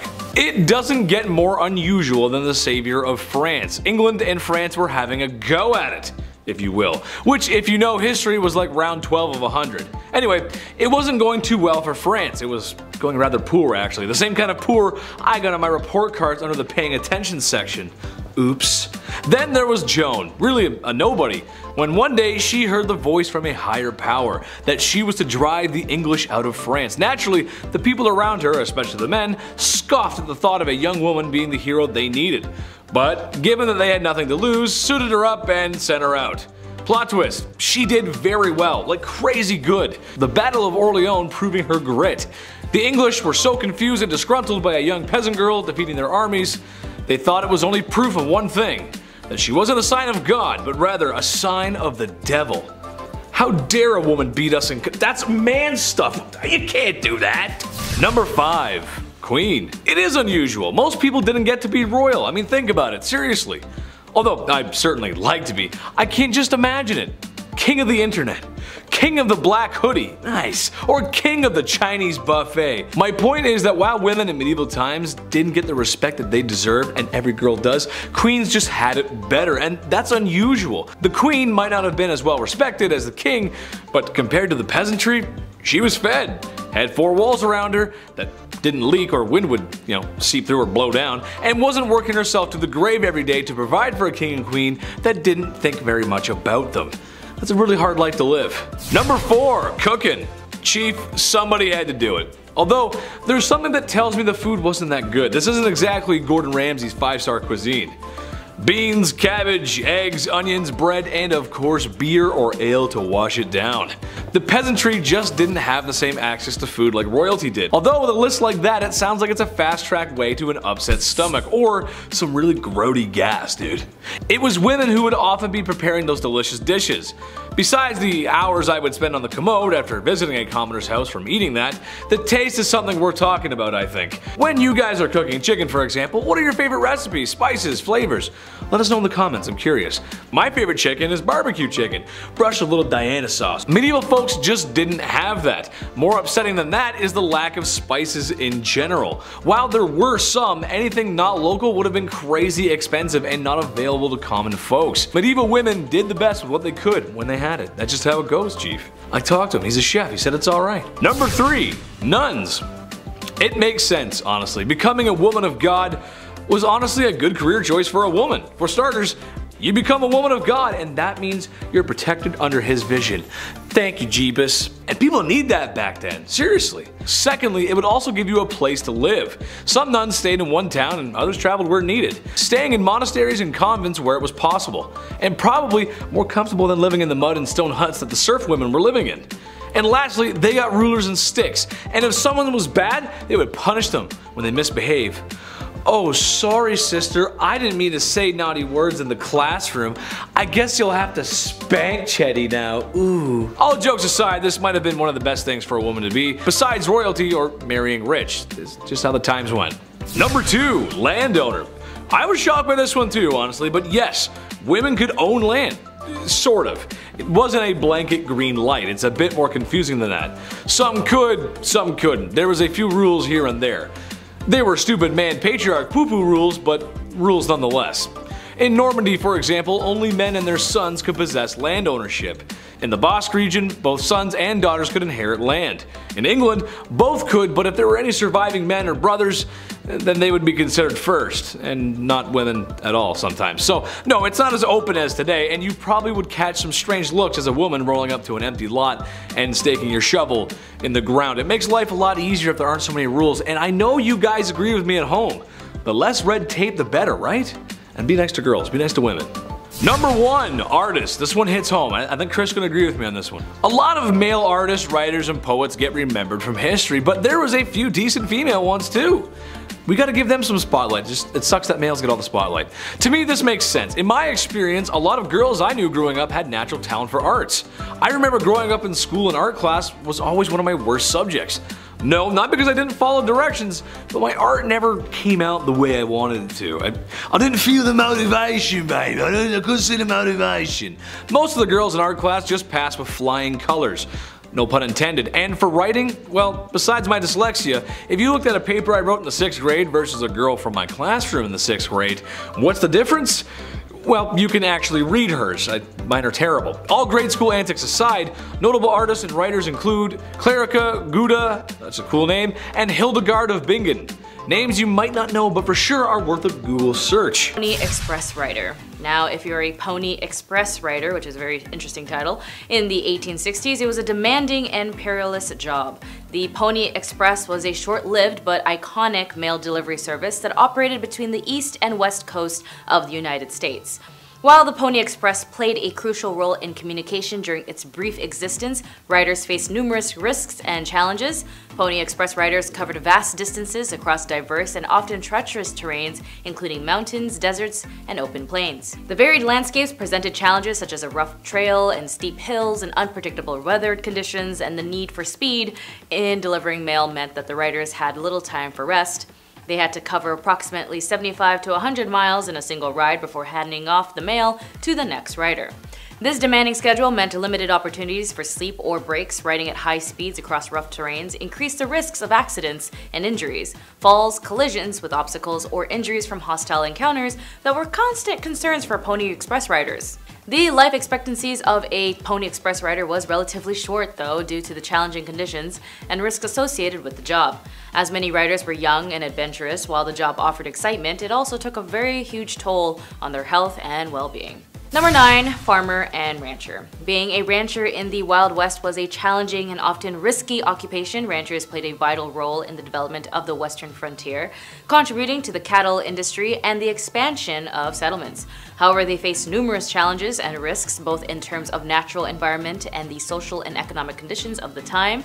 Cattle rustling was a prevalent crime in the Wild West. Outlaws and bandits would steal cattle, posing a direct threat to the economic livelihood of ranchers. Ranchers often had to take the measures of protecting their herds and property, and conflicts could arise. Many ranchers were located in remote areas with limited access to infrastructure and services, and the expansion of ranches often encroached on traditional Native American territories. Tensions and conflicts between ranchers and Native American tribes were not uncommon, adding to an additional layer of risks to the occupation. But then again, I'm always on the indigenous people's side, so they had a point to fight. Beyond weather-related challenges, ranchers were vulnerable to disasters and natural disasters such as floods, earthquakes, and disease outbreaks among livestock. These events could have devastating effects on both the ranchers as well as their herds. Number 8. Saloon owner and the bartender. If you wanted a career as a saloon owner or a bartender in the Wild West, well, like all occupations in this time came with its own set of risks and challenges. Saloons were central to the social and economic life of a frontier town, but they also associated with a range of issues including lawlessness, violence, and economic uncertainties. Saloons were often rowdy establishments where patrons engaged in heavy drinking, gambling, and occasional brawls, and saloon owners, bartenders faced the risks of violence erupting within their establishments, leading to injuries as well as property damage. As well, some saloons attracted these outlaws and criminals seeking refuge or engaging in legal activities. Saloon owners could find themselves entangled with criminal events, leading to legal troubles and conflicts with law enforcement. Bartenders worked long hours in often challenging conditions, and dealing with unruly patrons, managing inventory, and maintaining a clean and safe environment were constant tasks that required skills and resilience that are still very prevalent today for current bartenders. Number 7. Stagecoach driver. Stagecoaches were prime targets for bandits and highwaymen looking to rob passengers or steal valuable cargo. Drivers and passengers faced a constant risk of being ambushed alongside isolated stretches of the route. Stagecoach routes traverse diverse landscapes, including mountains, deserts, and dense forest. Drivers had to navigate rough and sometimes hazardous terrains, dealing with obstacles such as steep inclines and rocky paths, and river crossings. Stagecoach drivers were exposed to the elements and had to contend with extreme weather conditions, including scorching heat, freezing temperatures, heavy rain, and snowstorms. These conditions made traveling challenging and added an extra layer of risk, and the stagecoach drivers worked long and grueling hours, covering vast distances in a single journey. The demanding schedule and physical toll of driving for an extended period increased the risk of fatigue and related accidents, but despite the risks, stagecoach drivers almost fell down here, oh my god. But despite the risks, stagecoach drivers played a crucial role in the westward expansion of the United States, connecting isolated communities and contributing to economic development of the frontier. Number 6. Left to cook. While sitting by the fireplace is usually seen as being a pleasant way to pass the time, relaxing and soothing. In fact, I was just listening to some fireplace sounds while I was writing today. It becomes a lot less nice and tranquil if you are literally chained to the spot. While the scold's bridle is admittedly awful, it could actually get worse for women confined by the mask. In addition to that punishment, sometimes they would also be chained to the fireplace, probably by their parents or guardian or their husband, whoever basically would have owned them at that time, until such a time as it was deemed they had learned their lesson. I like to sit by the fireplace, but I like to do it by choice. Number 5. Walk of shame. Remember in Game of Thrones when Cersei Lannister was made to do like the walk of shame? Yeah, that is a real thing that happened to women in history. The scold's bridle was also sometimes made to be worn by women who were then paraded through the town and in said mask just to humiliate them further. And there's a few different things people would parade people in town with, but the mask is one of them. As if just being forced to wear that mask wasn't awful enough. I don't think you need to parade someone around or chain them to a fireplace. I think you can just like leave it at the mask, to be honest. Your point would be made. In fact, I don't even think you need the mask at all. Just don't try to make a point to begin with and then we're all good. How about instead we just let women exist and be heard? Just a thought from a woman who's living in 2023, ye old past. Talking to you, past, back there. Yikes. Number 4. Hand clamps. Honestly, this sounds like one of the most horrific and worst things I've heard of. It might not sound bad to people, but I don't know. I just imagined what this would be like and I was like, that's horrifying. This method of torment was popular during the feudal period of China. It was used all the way up till the 19th century. What did it involve? Forcing women to put their hands into a tool that would then squeeze the tip of their finger. Doesn't sound that bad when you're thinking of it on like the surface level, and in terms of like the surface area of your finger. But this pain was actually so bad because of the pressure that it would cause many to just pass out. But once you passed out, they would just splash some cold water on you and force you to stay awake so you could experience every single second of pain awake. It wasn't reserved for just the hands or fingers either. There were also tools like this used to apply pressure to the feet and the head even of suspected offenders.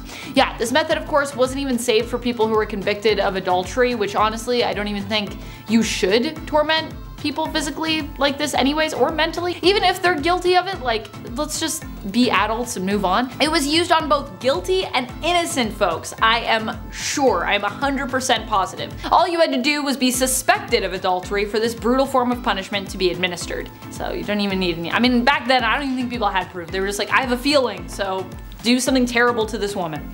Number 3. Ducking stool. Despite being more well known for its use during witch trials, the ducking stool was also something that was used to torment women in the 19th century as well. In fact, documentation of its use exists from as late as 1896. That seems pretty late to me. That's wild. Although I obviously wasn't alive at that time and it was over 100 years ago now, it does not feel that long ago relative to our history and time spent on this earth. Oh boy.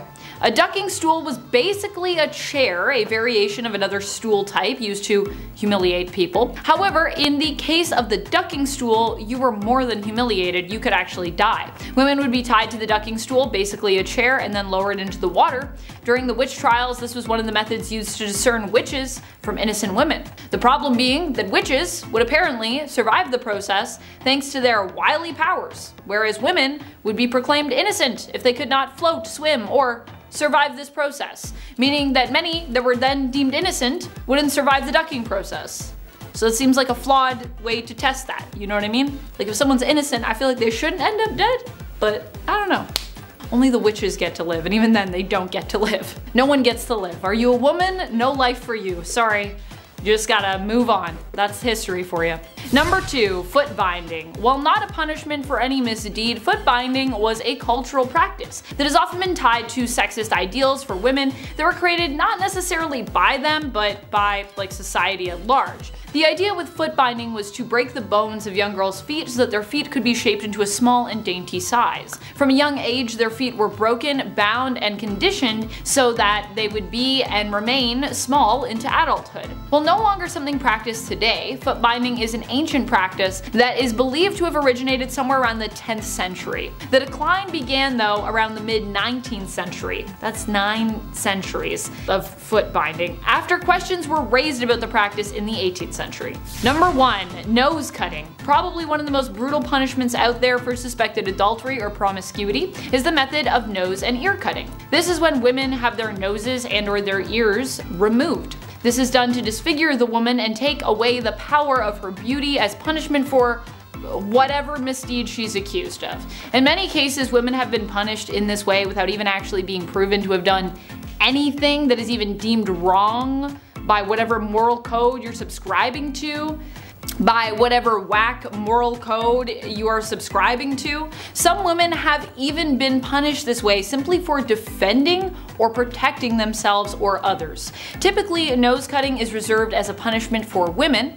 It happened not just in the 19th century, but before and even after that as well. Number 10. Thieves or stalks. Gossiping now is always seen as a bothersome and terrible construct where rumors are spread and information is sent from one end to the room to the other, when in actuality the original history of gossiping was used as a survival tool since time. However, due to the trickling events that would occur in the 12th century to the 21st century, gossip has been accompanied by the dangerous stigmatization of women. And with that in mind, they would be accompanied with a crime of humiliation for gossiping by being locked up by the neck and left outside at the mercy of the mocking crowd. The thew was a type of pillory similar to stocks specifically for women, and the woman would be chained to a post by her neck as a punishment for her crime. Unlike men, her hands weren't tied up, and common crimes include annoying your neighbors by talking too much or consummating outside of marriage. As for example, one woman named Anne Morrow in 1777, she was accused of impersonating a man and marrying another woman. She was put in the pillory and an angry crowd stoned her, and resulting of her being blind. Number 9. Iron cages. They really didn't like it when women gossiped, or in most cases talked back in the day, especially when she would speak up or just discuss things. But words can only help you unless you speak them, and it's disappointing when people fail to understand that. Women who nagged would have metal spikes forced into their mouths, and the scold bridle was an iron cage for a woman's face, used to punish scolds, women who nagged, gossiped, talked back, or just talked too much. The bridle would be locked onto your head, and the protruding piece of metal covered in spikes would be forced inside your mouth, and every time you moved your tongue, the spikes would lacerate it. Sometimes the bridal woman would be chained to a hook by the fireplace in her home until she had learned her lesson, or she might be led through town wearing the mask to increase her humiliation. Number 8. Duck the scold.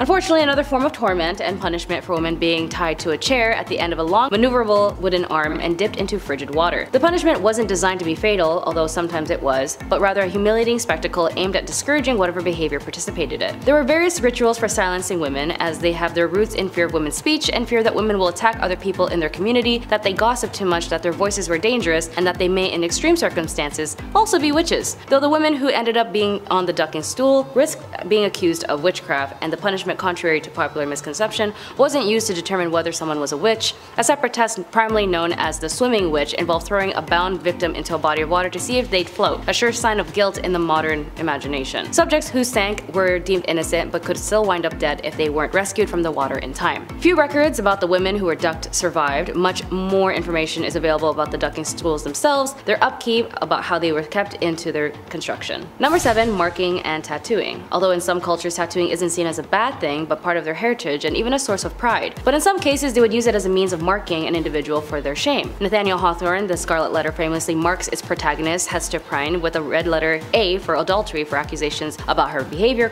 circulated. Hawthorne's book is more than fiction, as adulterers were really forced to mark their clothing to identify their crimes. Like Hester Prynne, A or the letters AD as outlined by a Plymouth colony law from 1658, adulterers seen publicly without their letters were subject to public whipping and even further humiliation and social alienation. But keep in mind, Hawthorne was the descendant of the Judge Hathorne who persecuted the lives of women who were accused of being witches, and he had such a disdain for his relative that he had changed his last name to distance himself from the relation of Hathorne from Hawthorne with a W. Number 6. Prospector and gold seeker. Being a prospector or gold seeker during the gold rush era in the Wild West was an adventurous but a very risky pursuit.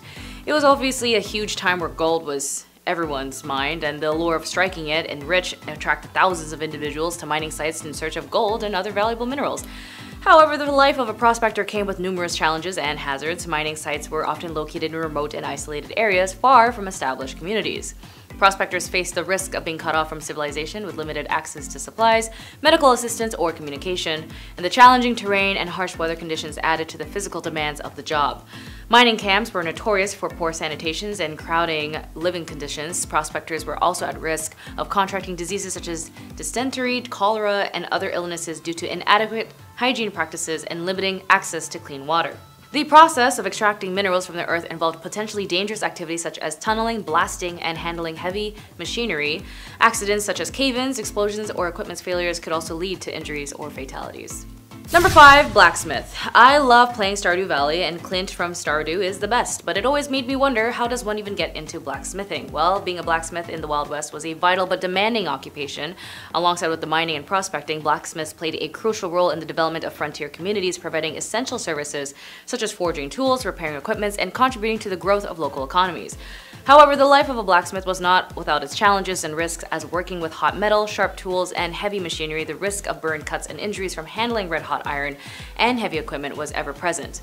Sparks and fragments of hot metal created during the forging process could pose a risk to the eyes, as they didn't have proper, equipment, and without modern safety equipment, as I mentioned, blacksmiths were vulnerable to these eye injuries from flying debris.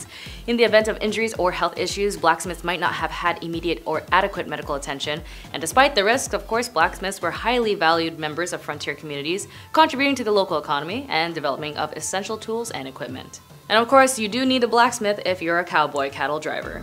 Number 4.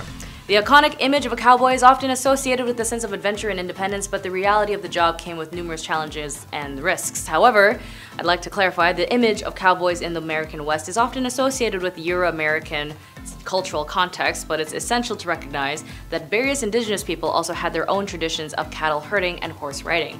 Indigenous cowboys, often referred to as cowboys or horsemen, played significant roles in the ranching and livestock industries, contributing to the culture and economic developments of their communities. Before the arrival of Europeans, indigenous people in what is now Mexico and the southwestern United States had well-established traditions of horse riding and cattle herding. The Navajo Nation, located in the southwestern United States, had a long history of horsemanship, and the Navajo people traditionally relied on horses for transportations and herding livestock, including sheep and cattle.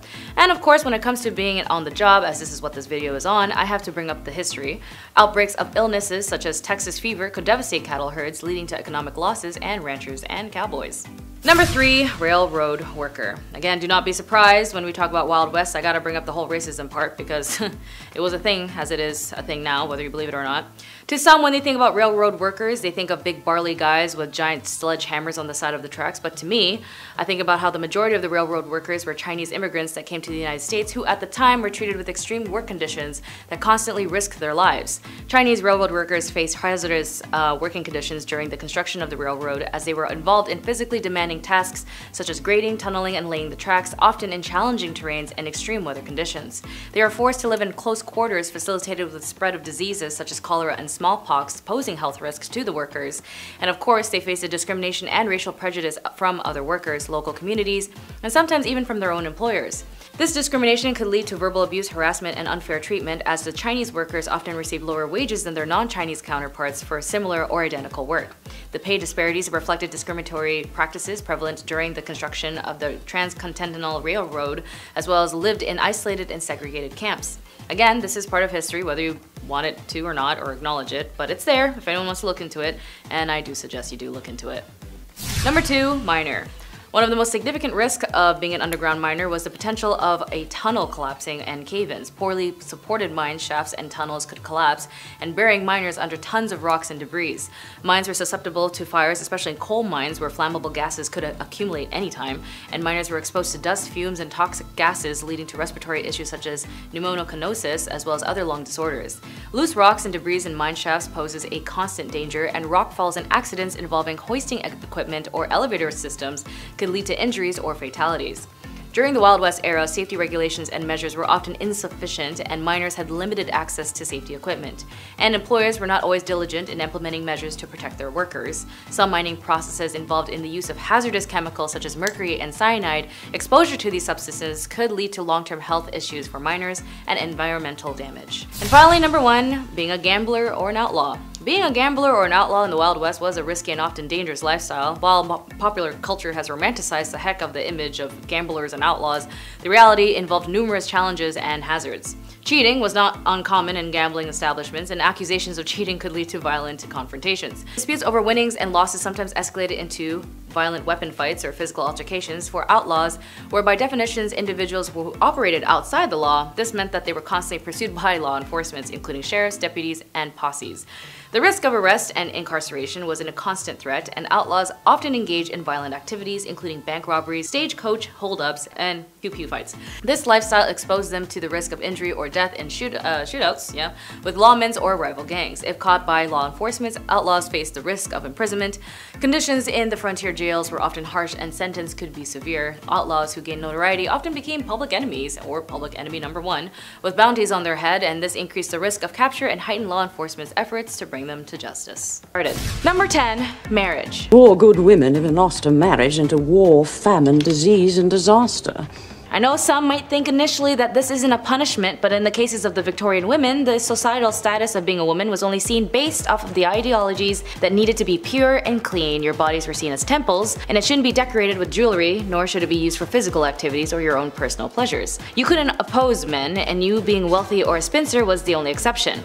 Single women were looked down on with shame and pitied, and as your main purpose as a woman was to marry and reproduce. Even young girls at the age of 8 to 12 would stop working, as if there was no child labor laws or protection laws for children, and as soon as these women or young girls were able to menstruate, they would be negotiated into marriage and no longer be able to sustain themselves financially or just be a kid. And being a poor married woman wasn't an option, as you had no individual rights under law. Married women were only seen as one with their husband, and the husband would be the manager and entitled to all of your properties, as it was seen more as a business, and you were being micromanaged constantly until death do you part. Number 9. No rights. As I mentioned with marriage, women didn't have any rights, as they were seen primarily as second-class citizens, and if you were a woman of color, my goodness, you were definitely seen less than human. Women who had to be married ended up losing everything they owned, inherited, or earned, and it would belong to their husband. Once a woman married, control of any property she owned, as well as any income she received from it, passed to her husband. Although he could not dispose of it without her consent, her property, her personal property such as money, or earnings or investments, and personal belongings such as jewelry, passed absolutely into his control. She could not part with them without his consent, and if you were in a loveless marriage or a harmful one, you couldn't divorce your husband. Divorce wasn't even a concept for women to execute without losing their own amenities, even in the court of law until the 1970s, almost 100 years or so later, after the spark of the women's suffrage movement in the mid-late 1800s. So men had the right to divorce his wife under the grounds of adultery, but women had to prove her husband was unfaithful, combined with other allegations including cruelty, bigamy, incest, and so on. Luckily, in the 1857 Act, divorce did become a bit easier little by little, but again only under the impression that the woman had legal grounds and proof her husband was unfaithful, with evidentiary support to back up her claims. And even then, she could finally earn some of her possessions. As for the husbands, if he wanted to divorce his wife, he didn't have to do anything, he could just say it and it would be fine. Number 8. No education. To me, education is extremely important, as it was something I learned growing up in my family, that education liberates you to understand yourself, those around you, and the world better. And for women in this era, they were received less education than men. They were banned from universities and could only obtain low-income paying jobs, as she was not allowed to follow a profession, as they were all closed to women. And the irony of them having Queen Victoria as the reigning accolade of this era, a woman and women of these times couldn't get an education to liberate herself or her children from defamation if the husband no longer sees her as a useful asset. So for women, especially those who could afford it, was raised in a privileged household with financial backings and exceptional family background, her education was only seen as accomplishments. Like, oh darling, she's a very accomplished woman, is something you might hear in these type of movies that depict the era, which only indicates that she had artistic talents like singing, dancing, and knowing foreign languages, and anything to help earn them a husband and be a benefit in the house. Even doctors at this time believed that if a woman studied too much education, she would stunt her ability to reproduce. Wild as hell. And when university allowed women to attend their lecture halls, their families would actually forbid them from going, worried that it would prevent them from finding a husband. Number 7. The right to work. Work was only available to those who had no choice, as their societal status prevented them from leveling up to the ladder to have a better life independently. Even more so, women who were labeled as part of the working class, these women fueled the industrial revolutions, making up to 60 to 80% of the working force in light industries such as cotton manufacturing. Even more so, those who were labeled as part of the working class, women of this era fueled the industrial revolutions, making up to 60 to 80% of the workforce in light industries such as cotton manufacturing. Women that had jobs outside of the home made them less likely to marry, leaving them with no choice but to stay in undesirable situations that made them undesirable themselves. In one study by the Buffalo State had noticed classing women and children together as helpless creatures needing the protection of strong men. They were indignant at the knowledge that women had to support themselves, that they had suffered degrading wrongs as working women. So for some, they'd have to result themselves into committing adult work, or even for some unfortunate circumstances, be sold into adult work, as they had often had heavy debts from predecessors, or even used as bargaining chips for their partners.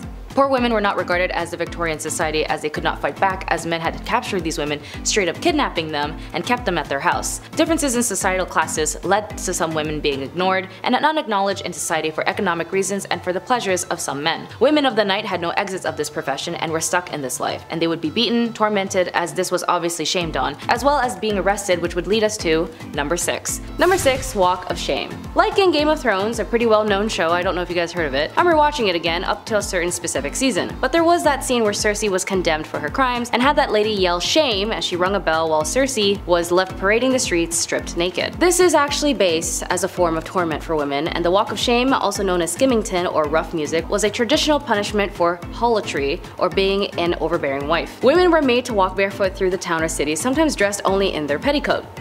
The street was filthy and sharp with rough stones, jeering crowds lined up to stare, and minstrels banging basins and pans would accompany the procession, adding to the woman's humiliation. Sometimes the skimmingtons were delivered by the townsfolk rather than the courts, and the accused might be dragged from their bed at night and paraded through the town with the crowd shouting obscene words at her. Unless she was quiet, subdued woman who followed every little thing she was supposed to do, she would be looked down on. Number 5, status degradation. Status degradation still persists today, and it's been used as a formal punishment throughout history. Under the Roman Emperor Augustus, who reigned from 27 BCE to 14 CE, a woman guilty of adultery could lose several rights as a citizen and suffer a financial burden. Noble women in the Kingdom of Korea during the Chosun dynasty faced a similar degradation of their social status if they were found guilty of adultery or if they just remarried. Adulteresses were stripped of many of their rights and privileges once they were demoted to low-born statuses, and the descendants of widows who remarried were barred from holding office.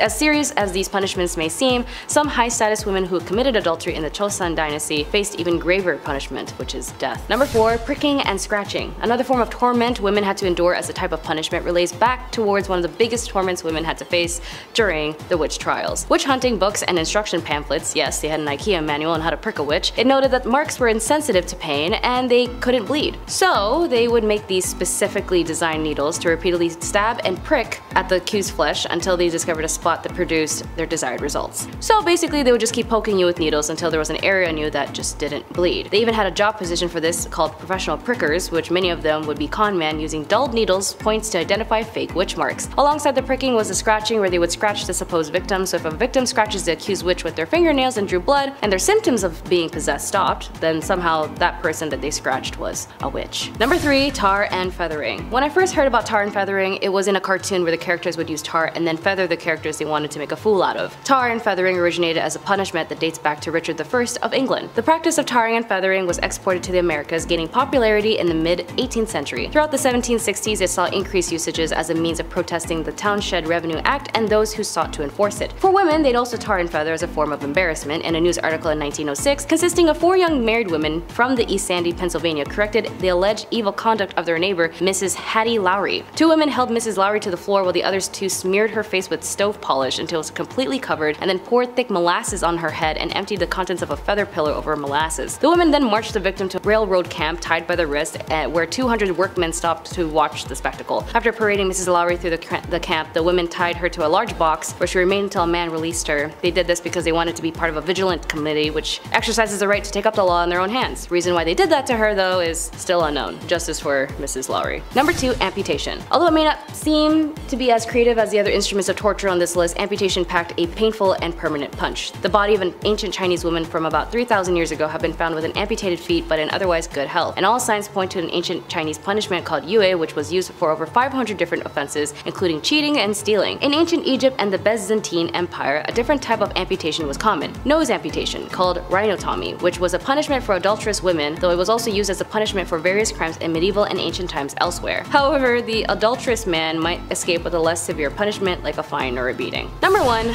burnt to death. Although it is noted that the most famous form of torment and method of getting rid of a witch was to burn her or burn them them by the stake. But this was more common in Europe during the very early 1300s to the end of the 17th century. In England and most of their colonies, the witch trials would go on like every other crime, and when someone was convicted of witchcraft, typically they would be hanged. But with the burning alive, that was more specifically used in Europe, especially in Scotland. Women accused of witchcraft and communing with the devil would be burnt, but it was also a common punishment for treason or heresy. A woman might have her limbs covered in tar, as well as being made to wear a tar-soaked dress and bonnet, and she would then be tied up by the neck on a barrel and the fire would be lit. She would be simultaneously burnt and hung in a blazing inferno, or they wouldn't bother to hang her, instead placing a bundle of twigs around her feet so she would be consumed in a sheet of fire and burnt alive. Notably, another famous person who was also in this unfortunate spectacle was Joan of Arc. Satan's ladies.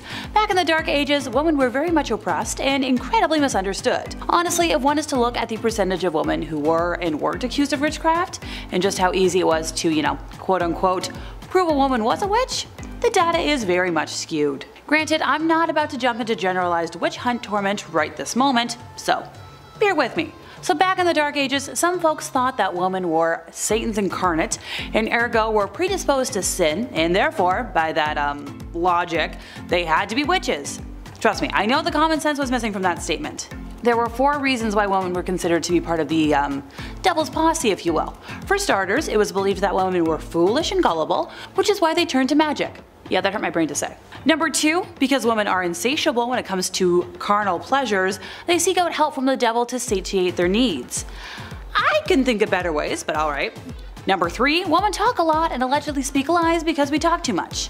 Great, I'm already classifying myself as a witch. Finally, women are weak, and the only way we can seek revenge is by using magic powers and spells. Pardon me, I can feel my brain leaking out of my ears. Sadly, that was the reality back then, because having a personality and independence meant, game over. Number 9, interrogation tactics. So what happens if you do get accused of being a witch, or, Satan's wifey? Time to go through the witch trials, which is a polite way of saying sentenced to torment until you either confessed or someone found proof by ways of a certain marking on your body. Let's talk about one of the most agonizing methods of torment, shall we? If you're, femme presenting and get arrested for something serious and the townspeople want information out of you, they drag you into a dungeon, strip you until you're in the nude, tie a rope around each one of your ankles and hoist you up so that you're upside down with your legs spread apart, and once again in your birthday suit, so probably shivering in the cold. Now here comes the most horrifying part of the whole thing. You know those saws that folks use to cut down trees? Specifically the really big ones that tend to take 2 folks to use? So one of those would be used to slice you in half from the rear to the head. Easily one of the most painful ways that you could go, in my opinion. The wild thing about the saw is that it wasn't originally made for trees and then used on people. It's actually the other way around. Pardon me, I'll be shuddering for the rest of today. Number 8, that time of the month. Ant Flow, the Red Sea, Shark Week. Heck, the event has so many monikers, but those who experience it can agree that it's a pretty miserable period of time. Back in the day, folks didn't have the same kinds of resources that we have in today's age, so a lot of people really had to get creative. They would use rags or other linens to fashion, a pad, but underwear wasn't all that popular yet, so they had to find a way to keep things in, place. Some folks would fashion a makeshift medieval tampon of sorts where they would wrap cotton fabric around a twig, which sounds super uncomfortable if you ask me. Other folks would seek out bog moss because it was remarkably absorbent, and funny enough the name BLOOD moss became synonymous with it because of its use of treating wounds and in period products. If you didn't have access to those things, some folks would simply resort to wearing red the whole time so everything just sort of blended in. I love the lazy approach. Makes sense to me. Number 7, a ban on stripes. Might as well touch a little more on some Dark Age fashion rules.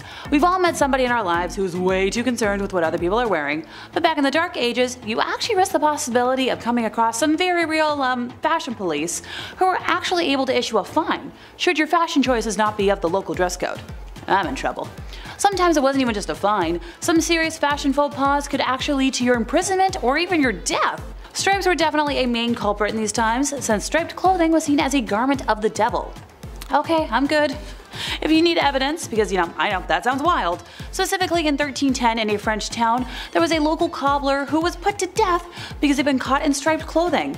Not only were members of the clergy not exempt from this rule, since they were pretty highly ranked at the time, but now there were animals. Poor zebras. They were referred to as the beasts of the devil.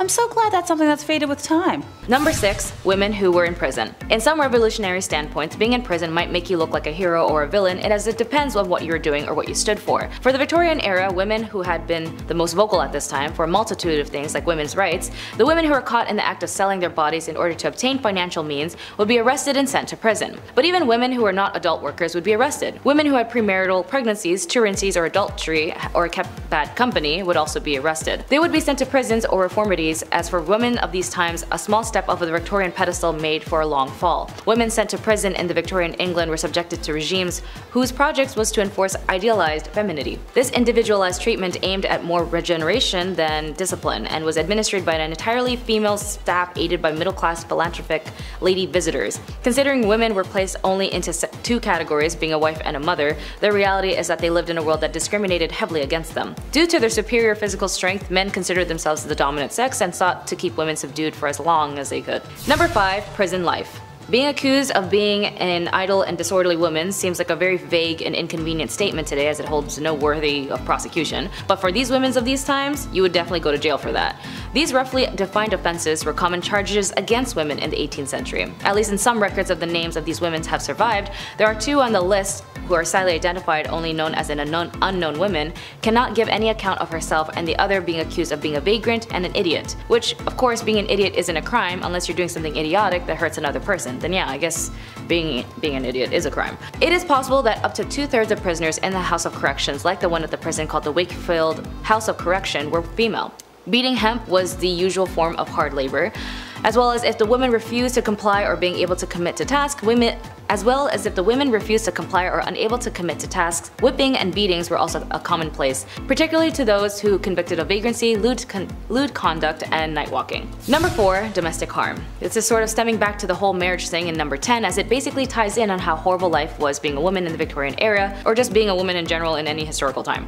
With these sacrifices and determinations of these women, as they ensured the women like me were able to gain access slowly but surely to equal rights, but sadly when it comes to marriage for some of these women, they're also at risk of being in harmful relationships that were extremely normalized at the time. Violence against women and the lack of protection was common, as there were no laws for the physical violations they had to endure. After all, when you got married, everything you owned belonged to your husband, and so did your body, with or without consent. Domestic violence was an issue that captivated the Victorian imagination due to the unprecedented visibility that domestic harm began to receive in the press and the emergence of an ongoing debate during the 1840s and the 1850s. Domestic violence was an issue that captivated the Victorian imagination due to the unprecedented visibility that domestic harm began to receive in the press and the emergence of an ongoing debate during the 1840s and 1850s about the domestic harm and other marriage issues that affected women. Like all laws that slowly opened gateways to other clauses, the 1828 Offences Act that targets working class violence helped a cultural shift on the subject, and domestic violence became a topic to the public. Number 3. The angel of the house.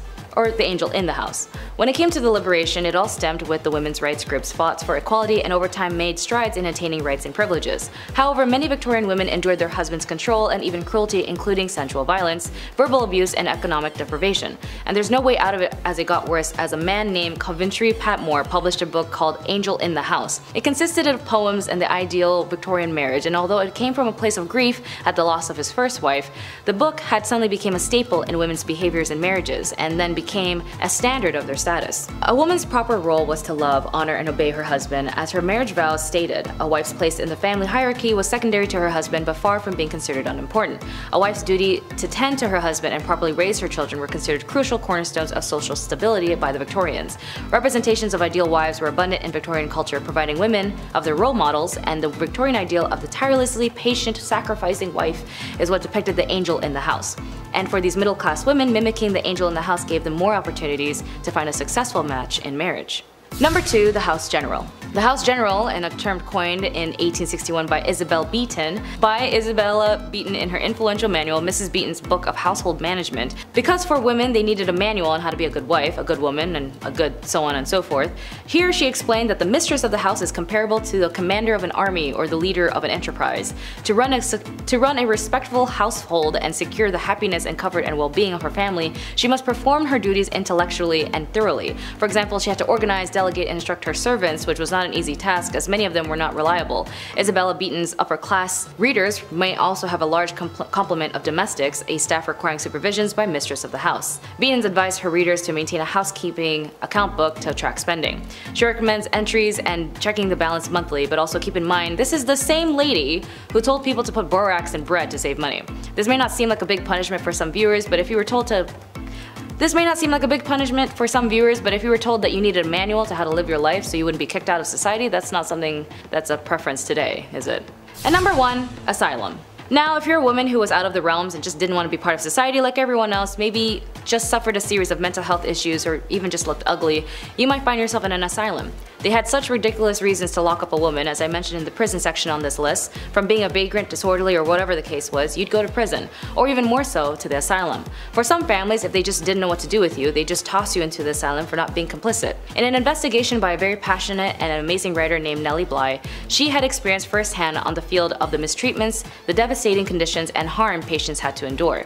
In her report published in 1887 and later published in the book 10 Days in the Madhouse, it caused such a sensation it prompted the assailant to implement reforms and shed the light on the significant impact on American culture. Anyways, being a woman was tough as hell in the Victorian era, but with their determination for the right to vote, the women's suffrage movement that enforced lawmakers to ensure them to obtain sustainability today is the reason why there are so many genuinely incredible women who are able to become who they want to be. And it is important to note those who do not know how to look back at where they came from will never get to their destination. So be sure to read up and learn a lot. After all, the answer in our future is laid dormant in our past. Number 10. Drowning. Drowning as a form of punishment was not a common practice in ancient Egypt, at least as far as historical records and archaeological evidence indicate. The ancient Egyptians had a legal system with various forms of punishment, but the various methods were typically less severe than drowning. But in records of the Code of Hammurabi, which was one of the oldest and known legal codes in human history, it provided a comprehensive set of laws covering a wide range of aspects of daily life, including civil, criminal, and commercial matters. One of the most famous aspects of the code is the principle of an eye for an eye, a tooth for a tooth,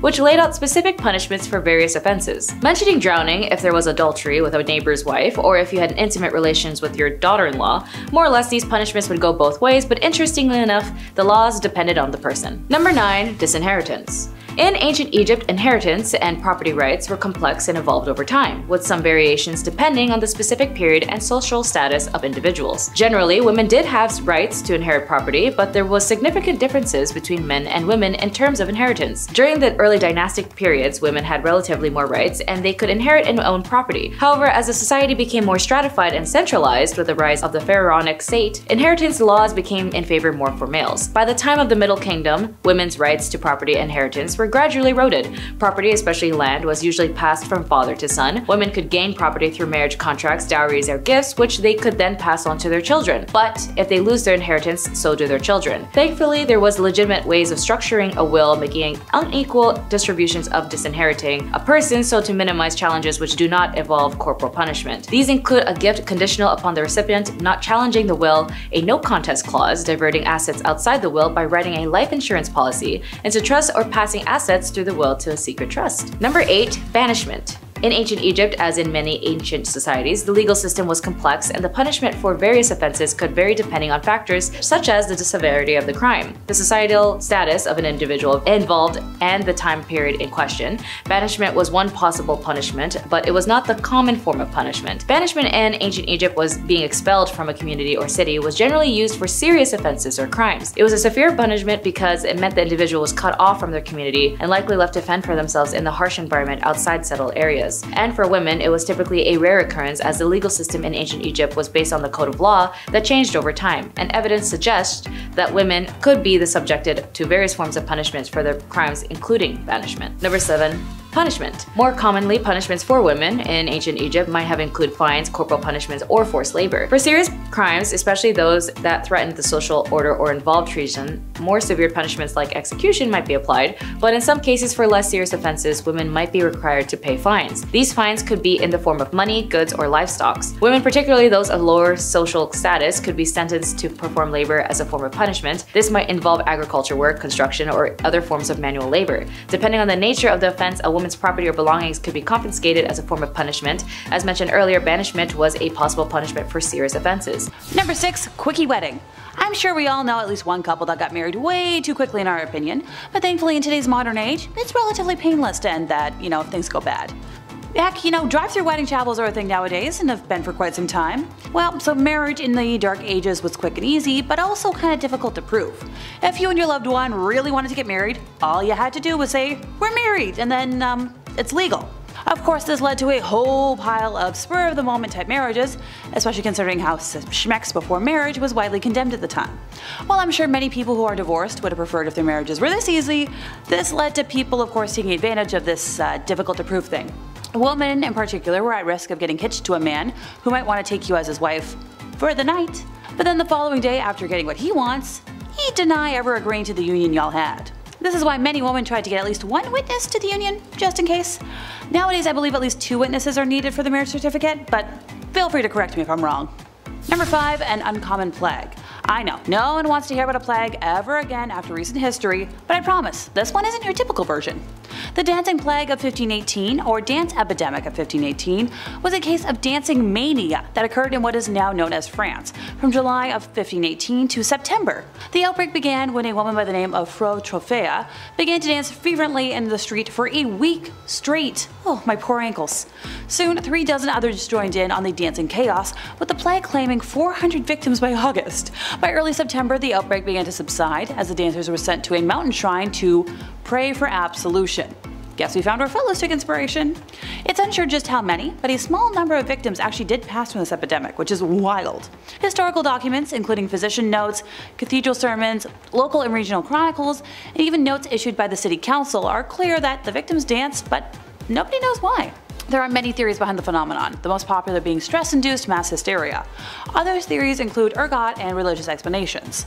It'd be interesting to see if this ever pops up again in modern times with how stress levels are these days. Hey look, sometimes a girl just wants a flash dance moment without judgment, okay?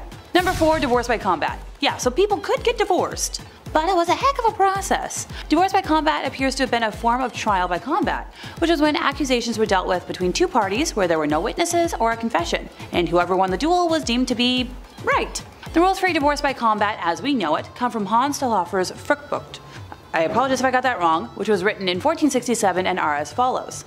The man would be placed in a waist-height 1 meter deep hole with one hand tied behind his back, while the woman was allowed to move freely. Both parties wore practical clothes, which is described as a one-piece bodysuit with stirrup legs. The woman was armed with 3 rocks, each wrapped in a length of cloth to form a kind of swinging club. The man was given 3 normal clubs that matched the length of the woman's cloth to ensure that, their ranges were equal. The man was not allowed to leave his hole though. To further limit him, if he touched the edge of his hole with either his hand or arm, he had to surrender one of his clubs. If the woman attacked him while he was surrendering his club, she in turn forfeited one of her rocks. Yes, the rules place the man at a clear disadvantage, but it's important to remember that it's unlikely that the woman had any kind of combat training. Furthermore, in any kind of physical contest, it is likely the male would have had an advantage in size and strength at the time. So the handicaps placed on the man were to try and make the fight as fair as possible. Which, it's pretty impressive for the time period. The conditions for victory, though, are unclear. Some historians believe that it was unlikely that the fights were to the death. Instead, it was probably down to whoever was judging this thing to decide when one of the fighters had been incapacitated. Since both parties were hitting each other with big blunt objects, it seems likely that many trials ended with one party being knocked unconscious. Thankfully, divorces are a lot less lethal today. Mostly. Number 3. Toothworms. So dentists weren't common in the Dark Ages, but barbers were, and wound up being a one-stop shop for quite a few different services. This guy did it all. Cavity, toothaches, teeth worms, you name it, or in a lot of cases, bullet. Barbers were responsible for cutting hair, pulling teeth, red fluid letting, your classic 3-in-1 appointment. So much more efficient than the silly 2-in-1 shampoo and conditioner combos we have today. This was like the peak of efficiency. Instead of brushing your teeth with tooth tunes, back then you'd rub your teeth and gums with a rough linen. A few recipes have been discovered for pastes and powders to freshen breath, otherwise you were looking at less and less teeth as time went on. As a society, we've gone from powdered charcoal to charcoal toothpaste, which is kinda neat. As time went on, mouthwashes were made from herbs and spices steeped in wine or vinegar and guaranteed fresh breath, but I'll stick with my crust and mouthwash. Thanks! Number 2. No pleasure during procreation. Now, some of you watching might know all about the hanky-panky, and some of you might not. But regardless, you probably know that people do it for fun more than they tend to do it to create a descendant. That's why we as a society have invented things like condoms. Because trying for a spawn is only fun when you really want to. And you shouldn't have to worry about, knocking boots and accidentally creating life. But back in the Dark Ages there was a law that you were not allowed to get down and dirty unless it was for the purpose of, having offspring. And you weren't allowed to experience any kind of pleasure when you were doing it, even if it was for the purpose of creating new life. It's like telling somebody to eat food but you're not allowed to taste anything or enjoy your food. I believe it was one of those rules that people claimed came from God and used for their own uppity bias. There's plenty of those still in place today that I'm constantly rolling my eyes at, but this isn't the time or place for my venting. Thankfully nowadays most folks understand that coitus can be for pleasure and fun and not just spawning new lives. Have fun safely, folks. Number 1, no cheating. So if you were a man back in the Dark Ages and you got caught having an affair, you'd have to pay a fine, so big whoop. But if you were a woman, like everything else on our list, it was so much worse. Back in the Dark Ages, women were punished with a situation worse than death in, well, my opinion. Frederick II used to punish adulterers by using rhinotomy, which is the removal of one's, nose. The whole point of this was to make the victim unattractive, but from a needing to breathe point, it would also shorten one's already short lifespan. Another fun body part removal option was losing an ear, and honestly I can't figure out which would be worse, so let me know what you think in the comments. Number 10, Clara and Katerina Mororova. Clara was actually a very loving and acceptable mother to her 2 sons, Andrzej and Jacob, where they would take trips and summer camps and she would play with her sons all the time. It wasn't until a new child entered their home by the name of Annika, and Clara and her sister Katerina were part of a cult named the Grail Movement. When Annika came into the picture, it was under the support of Katerina and Clara's sister, where she was told by Katerina that Annika was a 13-year-old who escaped from a trafficking gang that had physically harmed her. Annika was also apparently very sick and suffered many illnesses, which gained Clara's sympathy. Clara wanted to adopt Annika after bonding with her so quickly, and even had a mystery doctor tell her how to take care of Annika. This same doctor told Clara that her sons were a problem and needed to be cured from their evil spirits. It was then Clara would do an affluent amount of violating and harmful things to her biological sons, like shock therapy, making them eat their own flesh, dunk their heads in water, as well as invite others to her cult to do the same. Annika would also lie to make the aggression towards the boys even worse. It was until a man named Edward had a CCTV camera for his newborn baby when Clara was caught in the act. Clara and her sisters were caught, and it turns out Annika was actually a 33-year-old woman posing as a 13-year-old named Barbara, who had a disease that made her look younger than she actually was. She was eventually arrested as well, which if you've seen the movie Orphan, it's actually based where this was from. Clara got 9 years in prison and her sister got 10 years, since her sister Katerina actually knew who Barbara was the whole time. Number 9, Cordelia Botkins. However you were in your relationships or affairs, be aware of ex-lovers who might never want to let you go. Cordelia met her lover, a highly regarded reporter, John Preston Dunning, when he was bicycling in San Francisco. At that point, she was 41 years old, 9 years his senior, and although they were already married to their own partners, John was very smitten by Cordelia. John eventually was left by his wife, who discovered the infidelity, but for Cordelia, her husband was pretty cool with it. John also had issues with gambling debts, and he was let go from his job because he was a heavy drinker, so he had to move in with Botkins' hotel. Their affair lasted for about 3 years, but ended when John was rehired to cover the Spanish-American War. When he left San Fran, he told Cordelia, "Baby girl, I am not coming back," and he even reconciled with his wife because he was leaving for Cuba, where he helped survivors of the Spanish battleships during the Battle of Santiago de Cuba. Cordelia, however, didn't care for this and wanted him back, so she sent anonymous letters to his wife Elizabeth detailing her husband's affairs. Unfortunately, it got worse when Elizabeth opened a box of candies addressed to her and her sister with the words, "With love to yourself and baby, passionately and fond of candy." Elizabeth and her older sister died from arsenic poisoning, and their father was able to decipher their handwriting from the previous letters to Cordelia, and Cordelia went to life imprisonment. Number 8, Mary Sue Hubbard. It was always in the 1950s where a lot of crap happened that led us to the chaos we know today. And for Mary Sue Hubbard, she is also known as the wife of the founder of Church of Scientology, Ron Hubbard. She was sentenced in the federal court in the 1980s to 4 years in prison for her role in the conspiracy to plant church spies in government agencies, steal government documents, and bug at least one government meeting. She told U.S. District Judge Norma Holloway Johnson that she sincerely and publicly apologized for her actions. Johnson ordered Hubbard, who had been freed pending appeal for her 1979 conviction in the case, to turn herself into the federal officials in 3 weeks, to begin serving her sentence. Hubbard, who lived in Los Angeles at the time, was the last of 11 church leaders who were indicted in the conspiracy in August 1978 to go to prison. The indictments came after the FBI raided the church headquarters back then in Los Angeles in 1977, and the raids were said to be the largest ever conducted by the FBI at the time. Documents introduced in courts by prosecutors in 1979 contended the operatives of the church initiated numerous break-ins at government official offices, including the Justice Departments, and they secretly placed a listening device in the Internal Revenue Service's conference room, and all in a apparent effort to combat what the church alleged government harassment. Judge Johnston commented that she didn't know whether the government had harassed the church, but she quotes, "Even if I assumed there was harassment, I still can't accept what you did as excusable." Number 7. Natalia Guerrera. Speaking of religious cults, Natalia Guerrera was definitely part of one where she had sacrificed her own 2-day-old infant and burning him to death as part of a satanic ritual. She was finally apprehended by police after evading capture for 2 years. Just 2 days after giving birth, Natalia agreed to have a baby, Jesus, quote-unquote, killed after the leader of Antares de la Luz cult and the father of the child, Raymond Gustavo Castillo Gaete, declared that the infant to be an antichrist and that the sacrifice would help prevent the end of the world on December 21st, 2012. Natalia had previously stated in her defense that she was drugged at the time of the murder, but a forensic psychologist declared that the members were not under the influence when the sacrifice was carried out. After her sentence, Natalia managed to flee and was on the run for 2 years. Investigators noted that she had lived in different houses and even changed her identity in order to evade capture. The police also noted that after being apprehended, she did not show remorse and claimed that she was manipulated by the cult and was therefore innocent. Number 6. Beatings. In ancient Egypt, like in many ancient societies, corporal punishment, including beatings, could be a form of punishment for women, particularly for offenses that were considered serious or morally reprehensible according to the prevailing nature and culture and legal norms. It's important to note that the application of punishment varied depending on factors such as societal status and specific time period and the region within ancient Egypt. Corporal punishments such as whipping, beating, or other forms of physical punishment could be administered for various offenses. This might be more common for crimes like theft or adultery.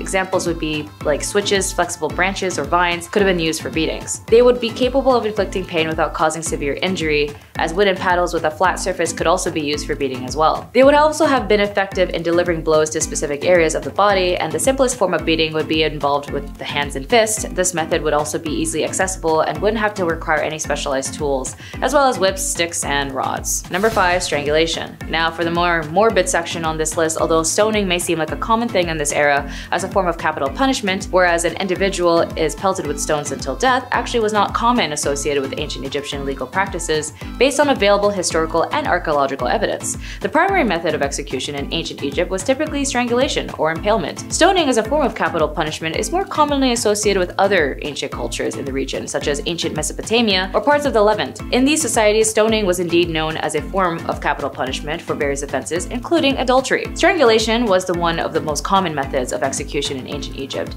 It was typically used for serious offenses and could be applied for both men and women. In cases where capital punishment was deemed necessary, strangulation was a method employed to carry out the sentence. Number 4. Lacerations. When it comes to corporal punishments, as I mentioned above, those who do commit adultery might deal with the consistency of beatings or lacerations. Texts speak of thrashing with a wooden stick, give 10 to 20 to 50 to 100 or even 200 times. They also mention branding and mutilation of the nose and ears. Tomb reliefs often show beatings of people, but in most cases these are private coercions of subordinates, not an official penalty. Sometimes the culprits are bound to a pillory. These punishments were all carried out in public and therefore also meant a loss of honor and degradation of the culprits. The results of these measures can be seen on many skeletons, as they are also including cutting off limbs, noses, and other parts of the body as a form of punishment, specifically connected to adultery or if you were married, specifically a married woman. It is a crime deserving of death, as it is easier to commit any other sin after that. The husband had a legal right to punish or forgive his wife or leave the court if the husband accuses the wife with no proof. The punishment of a man was much lighter, and the woman of the crime of adultery, as the Egyptians believed,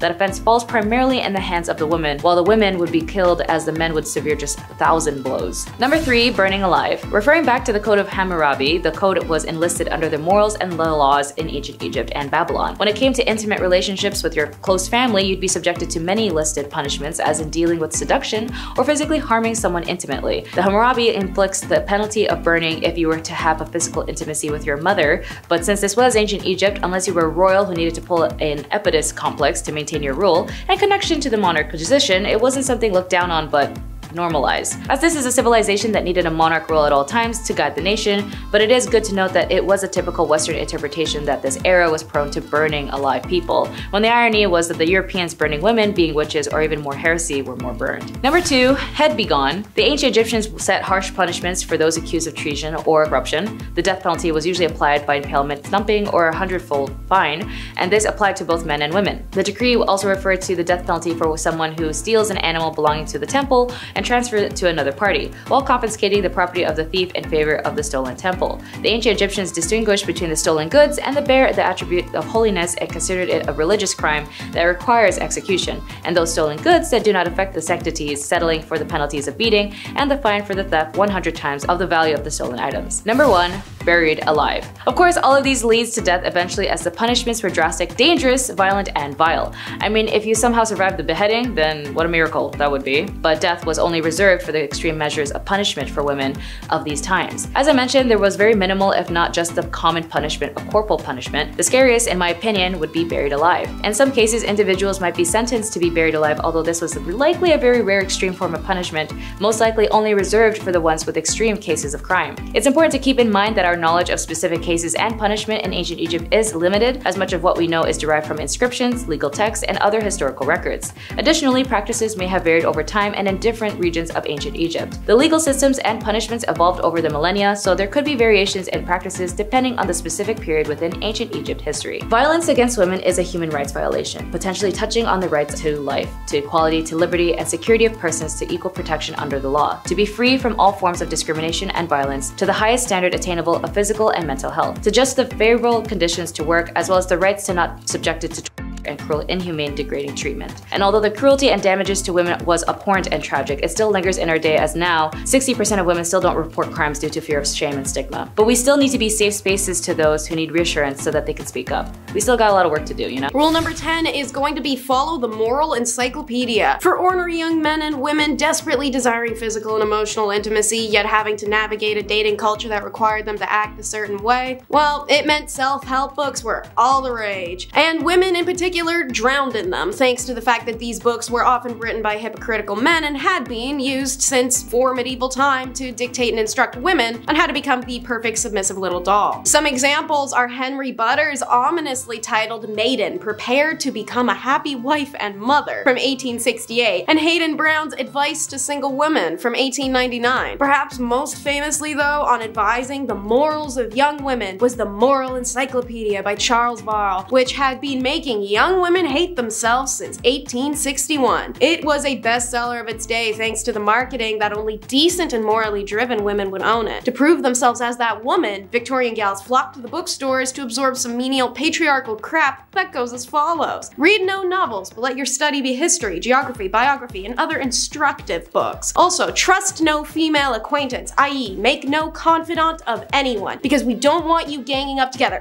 I mean, possibly breaking your feeble tongues, having a conversation. Oh, and if you get a pimple, expect nobody to ever love you again. To quote, remember that whereas the character of a young lady is considered angelic, and blemish in it would withdraw the respect men have for you. Rule number 9 is to follow a handbook of etiquette for ladies. Following on a similar sales tactic of gaslighting, only perfect and honorable women know all the rules of etiquette. Oh, you don't? Oh, well, that's such a shame. Now you lose all your honor. You know, though, I can help you out. It's pretty convenient that right here behind me, I have this book I wrote, and it has all the rules. I mean, I can give it to you so you can restore your honor if you give me like $30, I don't know. So, what's in this immensely popular bestseller from the 1860s that bullies women? Well, I'm so glad you asked. First up, keep that bling to a minimum, mamas, as you should never wear mosaic, gold, or paste diamonds. They are representative of a mean ambition to appear what you are not, and most likely what you ought not to wish to be. You got a problem with that? Well, sucks. Pipe down, because it's better to say too little than too much in company. Let your conversation be consistent with your gender and age. Don't forget to never talk about yourself either, as such discussions cannot be interesting to others, and the probability is that the most patient listener is laying the foundation for some tale to make you appear ridiculous. If you do open your mouth and your choice is to be a dirty joke, girl, BFF, because a double entendre is detestable in a woman, especially when perpetrated in the presence of men. No man of taste can respect any woman who's guilty of it. Oh, my personal favorite. Did you break something while a guest in someone else's house? Nah. As a lady, you can't do that. It's not possible. Pretend like nothing ever happened. Don't own up to it and gaslight your host. If at another's house, should you break anything, do not appear to notice it. Your hostess, if a lady, would take no notice of the calamity, nor say, as is sometimes done by ill-bred persons, oh, it is of no consequence consequence. Rule number 8 is having a dress for all occasions. Should you not? Well, that's not proper etiquette. As a middle or upper middle class Victorian woman, your job was to spend your day like a Bratz doll, changing every few hours. This is because of the strict etiquette of the time, which dictated that certain dresses were for certain activities, which meant you had to plan your errands around your outfit changes that made it possible for you to run your errands. Isn't that fun? Women would start with the morning time dress, which was relatively comfortable by Victorian standards. However, for us, it would still feel like wearing an iron reinforced tube sock on our entire body. It was simpler in appearance and designed for only the home. Want to take a stroll in the park? Out of the morning dress and into the walking dress. The skirts are shorter by several inches and didn't have a train, so they weren't dragging a leaf pile behind them as they went. The materials were usually rich in color and pattern to be admired amongst the greenery. When women returned home from their daily walk, they would change into dress number 3, or the afternoon dress for receiving visitors or visiting others. The skirts had a longer train and the neckline was usually a little lower. After some visiting time, dress number 4 gets whipped out for dinner, and it was the most formal of all casual dresses. Usually silks, satins, velvets, exactly the type of precious material you want to spill food on. Ball gowns weren't for regular wear, but they were required for fancy occasions, so you had to own them too. Rule number 7 is to mourn properly. Another dress all women owned was an all-black mourning dress. They kept these bad boys on lock for whenever someone died, which was arguably something to look forward to in the Victorian era. Thanks to Victoria being the most extraordinary and dramatic woman of all time when her husband Prince Albert died in 1861, and she spent a bajillion years dressing like a vampire and wearing black mantillas, it set this bizarre fashion and mourning standard that metamorphosized into literal rules. If one was to ignore these rules, it was seen as incredibly offensive to the deceased. Self-help books dedicated to making men and women better at exerting dramatic woe were pretty common to see on bookstore shelves. So, a mourning rule for women was should her husband die, the widow was expected to mourn for no less than 2 years, while mourning for parents and offspring only lasted a year. Relatives such as grandparents and siblings would only get 6 months. They dole it out like family inheritance. Is a little weird. Queen Victoria had favored black crepe, and it became one of the only fabrics that was permissible for mourning clothing. Luxurious silks and satins weren't permissible, only itchy and abrasive materials that chafed the sadness right into you. Women would often wear merino or cashmere instead. No jewelry or ornamentation was permitted unless it served a functional purpose like a button or a clasp, or unless it was a bunch of the deceased's hair and teeth braided in a pattern together in the jewelry. Don't forget your big black hat and grandma's doily tablecloth you dyed black to throw over your face and body. Enjoy looking like a corpse for 2 years. Number 6. Eileen Wuornos.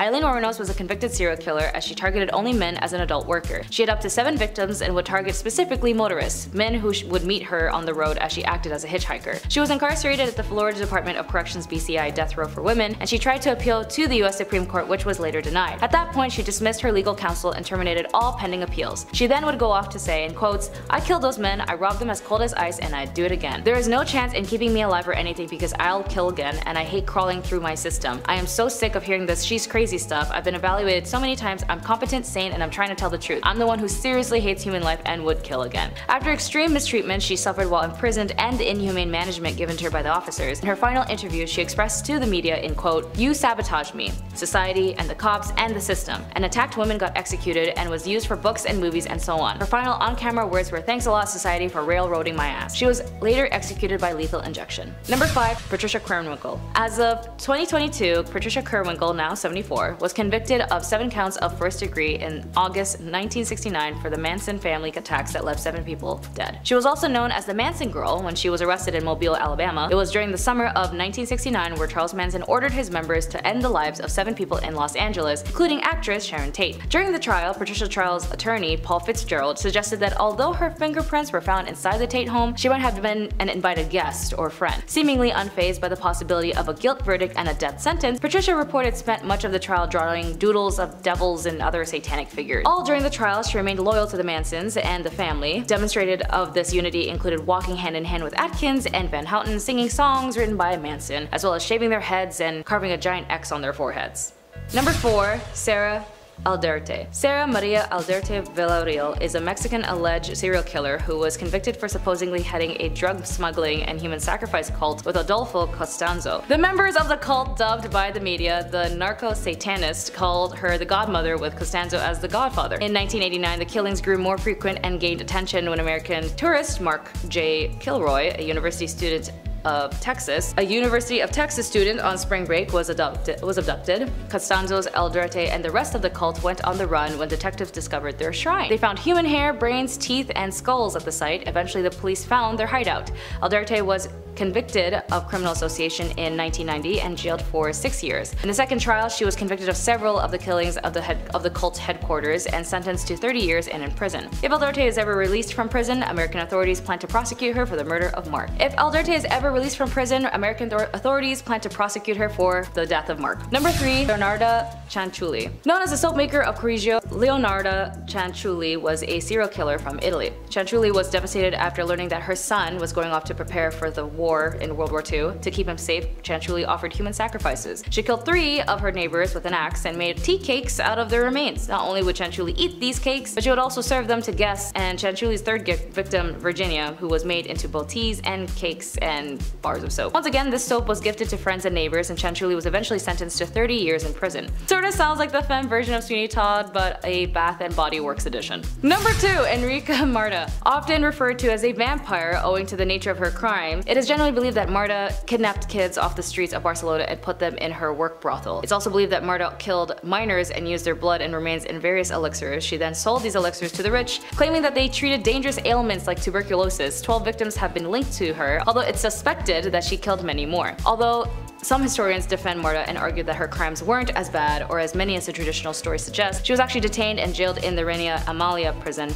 Further investigation revealed more housing in Sant Feliu de Llobregat, property of Marta's family. Here they found remains of children in vases and jars, as well as books of remedies, including a list of rich clients who the police apparently tried to hide from being leaked, including rich politicians, doctors and businessmen, and bankers. Kinda similar to a case we had in our modern times with a guy whose name rhymes with Lefri Nipson. Although she was arrested, she was never tried since she died in the hands of her prison mates, and companions ended up lynching her. Apparently, some say her wealthy clients hired the prisoners to shut her up. It's very interesting how history repeats itself sometimes, as this was in 1913. Proving to be one of Victorian era's most infamous criminals, Amelia Dare could be one of the most prolific serial killers in human history. Back in Victorian England, she was paid for adopting babies in a practice known as baby farming. Amelia Dare turned this into her profession and adopted numerous children. She began by keeping them for a time until they passed of a natural cause, but ultimately turned into disposing them shortly after adopting them, thereby keeping the money without having to raise them. One of Dare's victims was actually found floating in the river Thames on March 30th, 1896, leading to her arrest and eventual execution. While 6 victims have been confirmed, it's believed that Dare may have killed up to 400 children throughout her life. In one of the most sensational trials of the Victorian period, she was found guilty and later hanged.